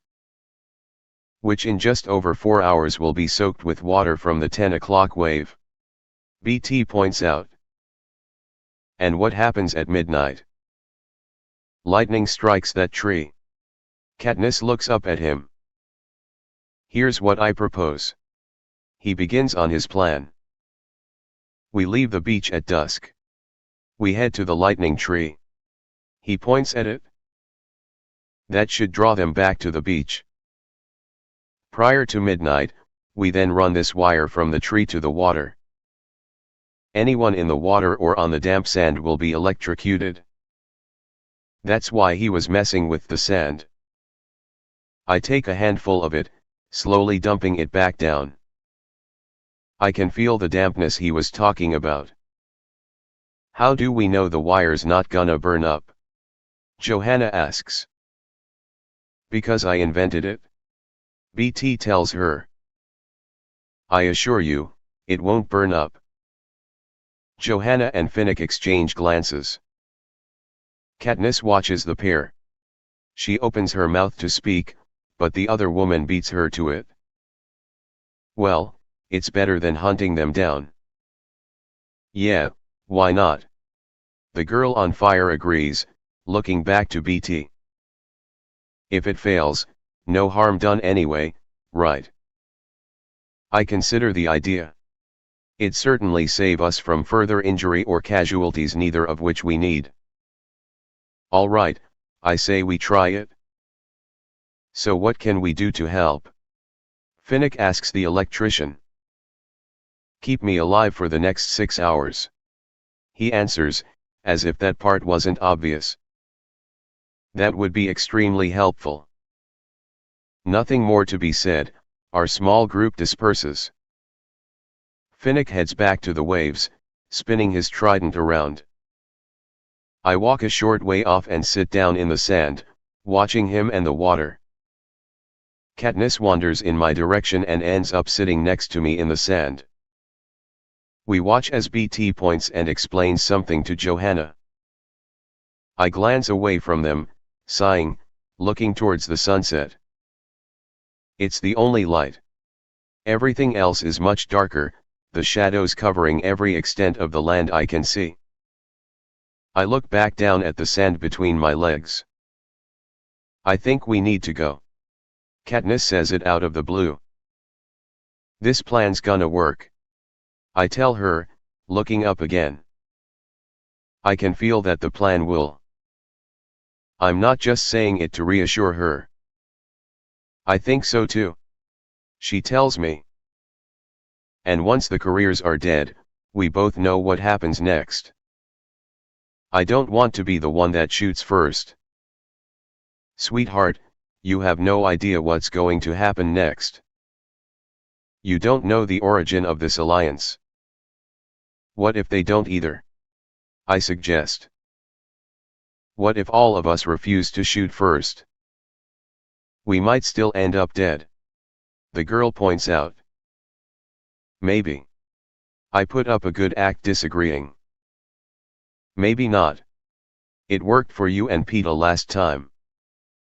If that boy truly loves you, sweetheart, you're not going to die. And I don't think he's ready for his only mentor to die either. She shakes her head. They're not gonna make that same mistake again. You know and I know that there's only one person walking out of here. And it's gonna be one of us. If the plan goes wrong, then yes. But I'm confident that somehow it'll work. And it also scares me. Nothing ever goes right. Something bad'll happen even if it works. I close my eyes for a moment. The careers are still out there. I shake my head. We should stick with these guys till midnight. And if we hear a cannon, we go. I know that I probably won't do what I just told her anyway. We have to stick with these guys. They're the only way any of this will work. Another part of me feels that this night is going to be more important than we think it is. Worry settles into my gut. Something's going to go wrong, I know it. I look back at Katniss. She nods reluctantly. You're not the only one I made deals with. What do you mean? Katniss asks me, confused. Peeta, he made me promise to get you out alive. I kept him out of the games for you. He's not happy that he can't be here with you, I'll tell you that. But you know what he told me. What did he say? If she dies, I have nothing. Nobody else that I care about. It's different for Katniss, her family needs her. I quote him, word for word. I take the golden ring off of my finger. I hand it to her. He wanted me to give this to you, as part of your wedding gift. I stick with the act. Well, it's partially true. I remember him coming to me one night and telling me to give her my token and refer something that matters to her, so I chose him. Peeta. She murmurs, gazing at the ring in her palm. You have to live, for your family and for that boy. I say. What about you, Haymitch? The girl on fire asks me. I give a humorless chuckle. All I'm needed for is to train people to kill and to survive. Nothing more, nothing less. It's true, and it hurts. That's why her next words surprise me. Do you really believe that? I glance at her as she speaks up. Haymitch, you're more than a killer and trainer.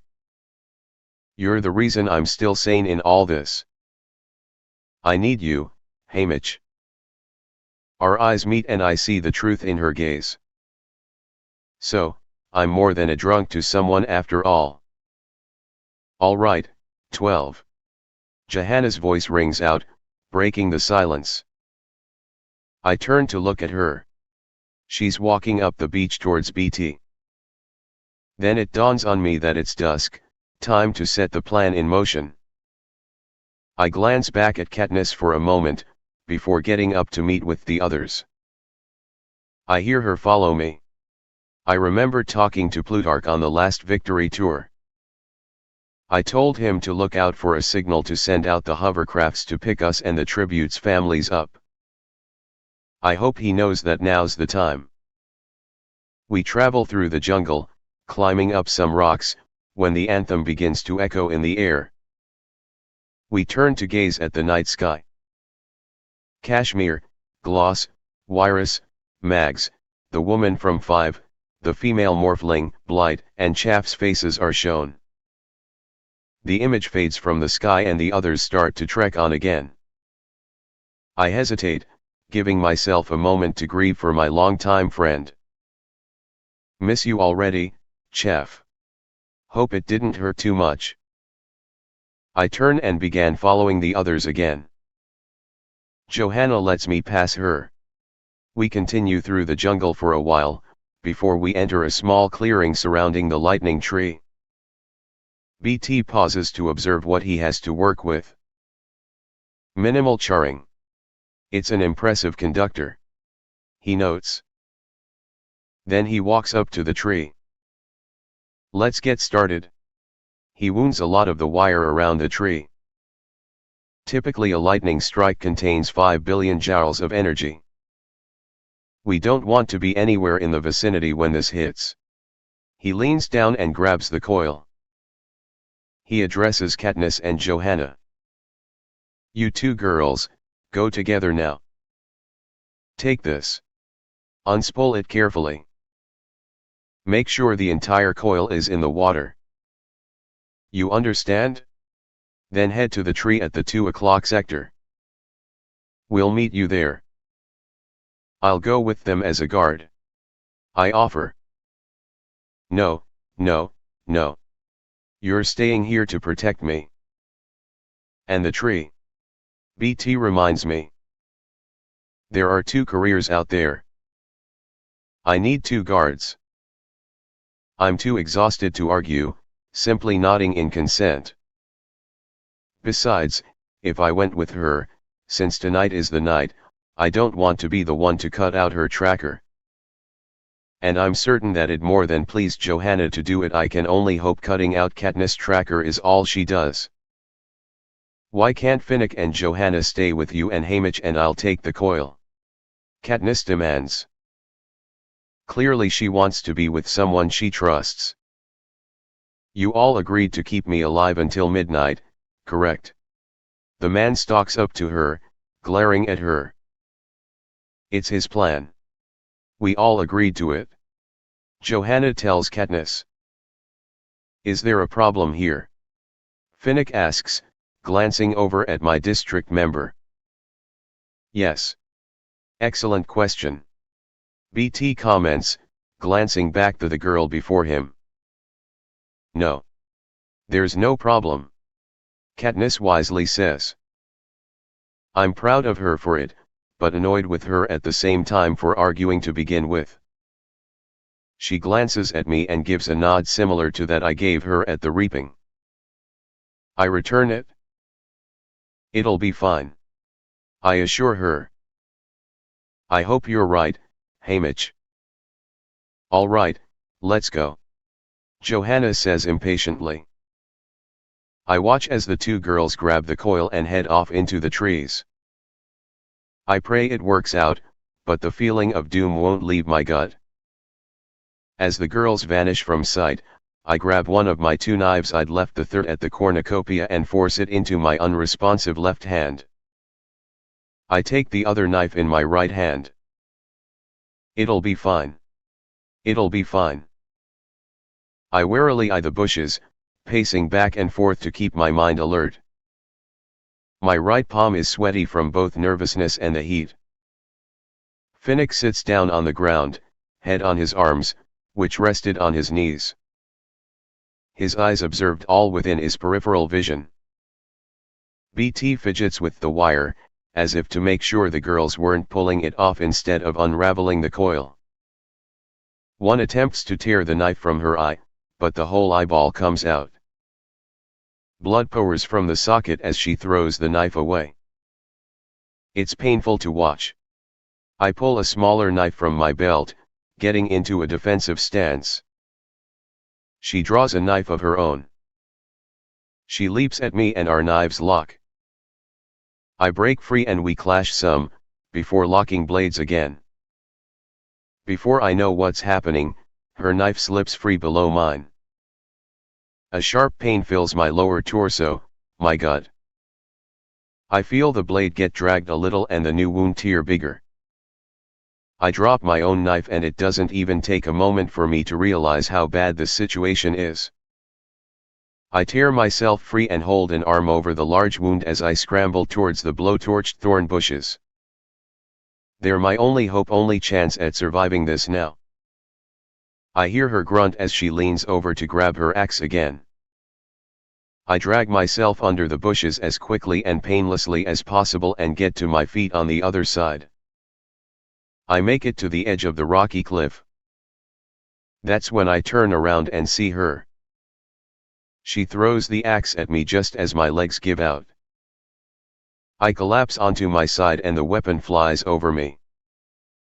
My hands fall limply to the stone and I can feel my intestines shift abnormally. I realize what's about to happen seconds before I hear the axe coming back. I smirk wearily, weakly. I see the flash of metal fly over me and I close my eyes just as the sound of the weapon hitting flesh fills the air. The cannon sounds and I know the career's own axe killed her.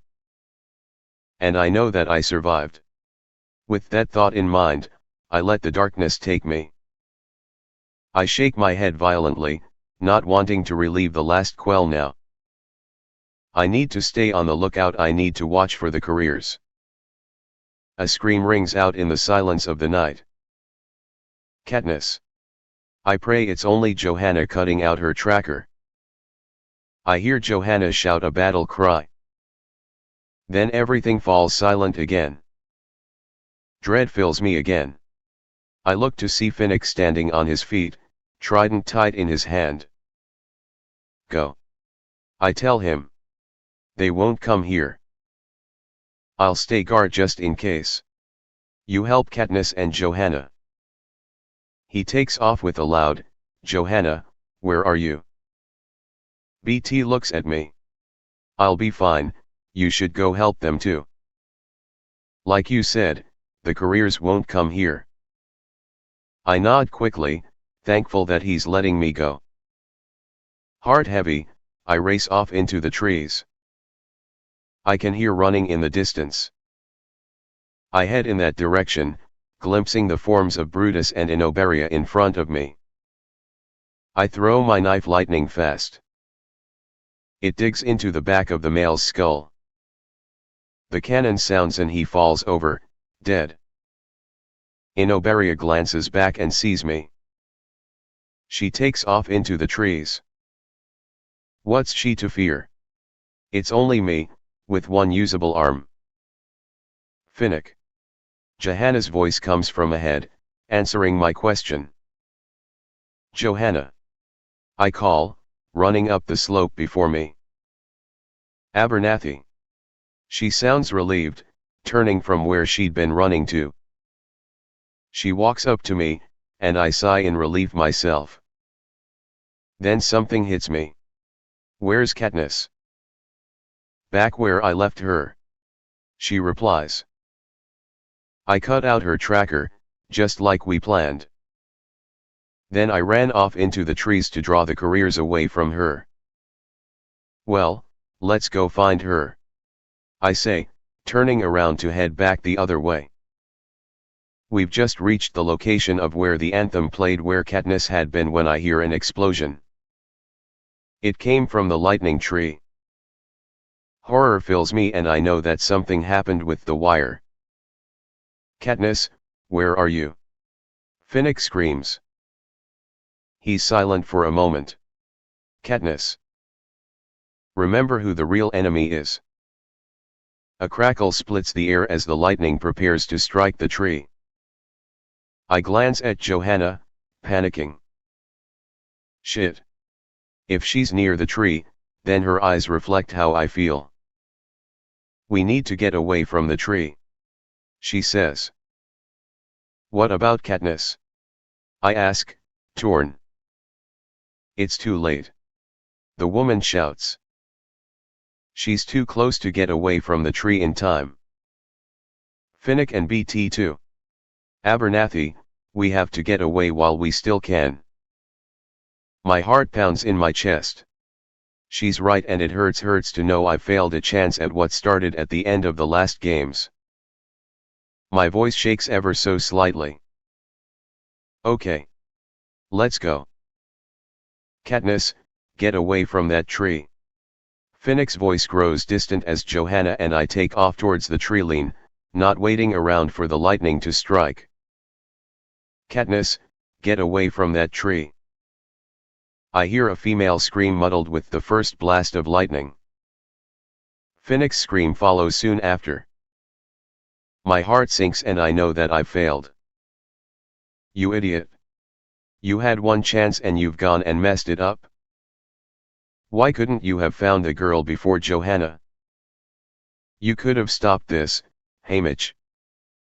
A loud boom that reminded me of Katniss' arrow hitting the force field a couple days ago echoed twice as loud through the arena. I look up to see the wire attached to an arrow. It had hit the top of the dome.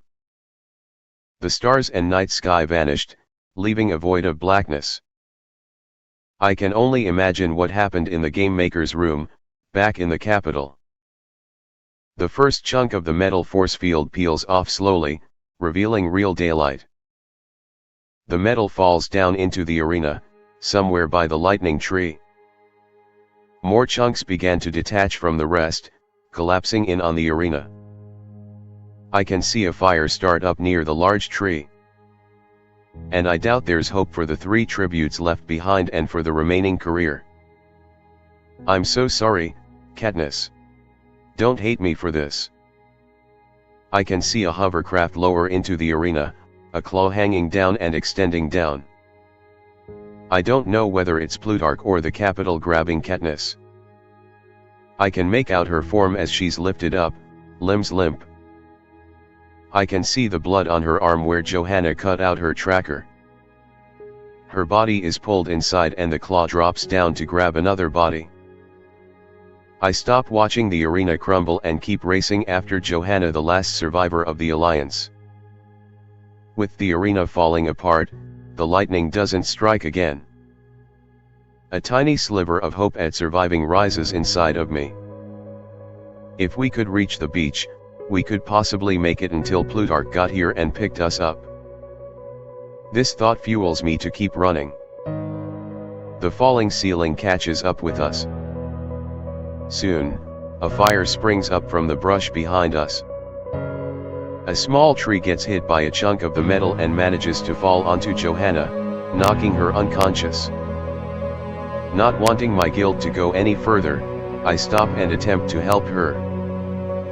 I use my good arm to pull the tree off of her and then grab her, throwing her over my shoulder. I continue to stumble along, but the fire has already caught up. It gets ahead of me, but I keep going. At least I'll die with the honor of trying to save Johanna. I reach the beach, but there's large burning chunks of the arena structure on it too. I use my right arm to move my left one into a position to hold onto the young woman, and use the right one to protect my eyes from the fire. My legs give out as I reach the water. I place Johanna on it in a way that she'll float and wade out as far as I can. By now, the water has been exposed to the daylight and I look up. I can see a second hovercraft descending over me. So, this is it then. The games end with Katniss destroying the arena and the survivors being collected as if they're trophies. The claw extends from a hatch, reaching down towards me. I can't move far before it grabs me and starts ascending. It's about halfway there before I finally manage to crawl to the edge and flip myself out of it. I splash into the water and struggle to the surface again. Ropes emerge from the hovercraft and I know that peacekeepers are about to come down. I head towards the sand again, knowing fending them off won't be easy in the water. I can't let them take me to the capital. I can't. Because then they'll use me as a weapon against the districts. I reach the beach, but I'm too late. I'm greeted with a punch to the face. I'm knocked onto my back, darkness claiming me. These sure are some strange games to play.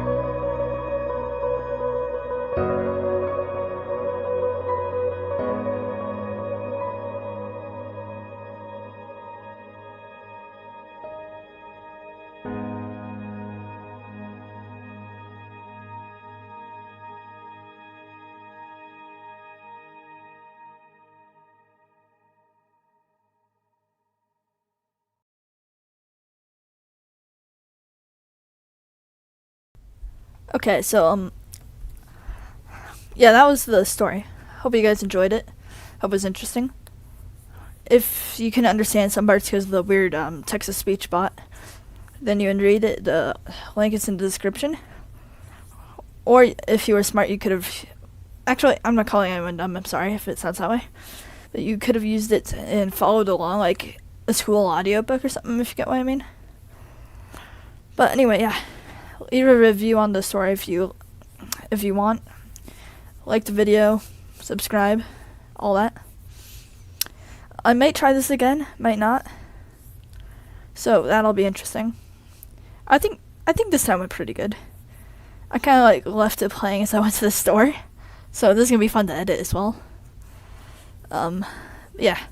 I hope you guys enjoyed. Hope you have a great internet wherever you are. I'll see you guys next time. Goodbye.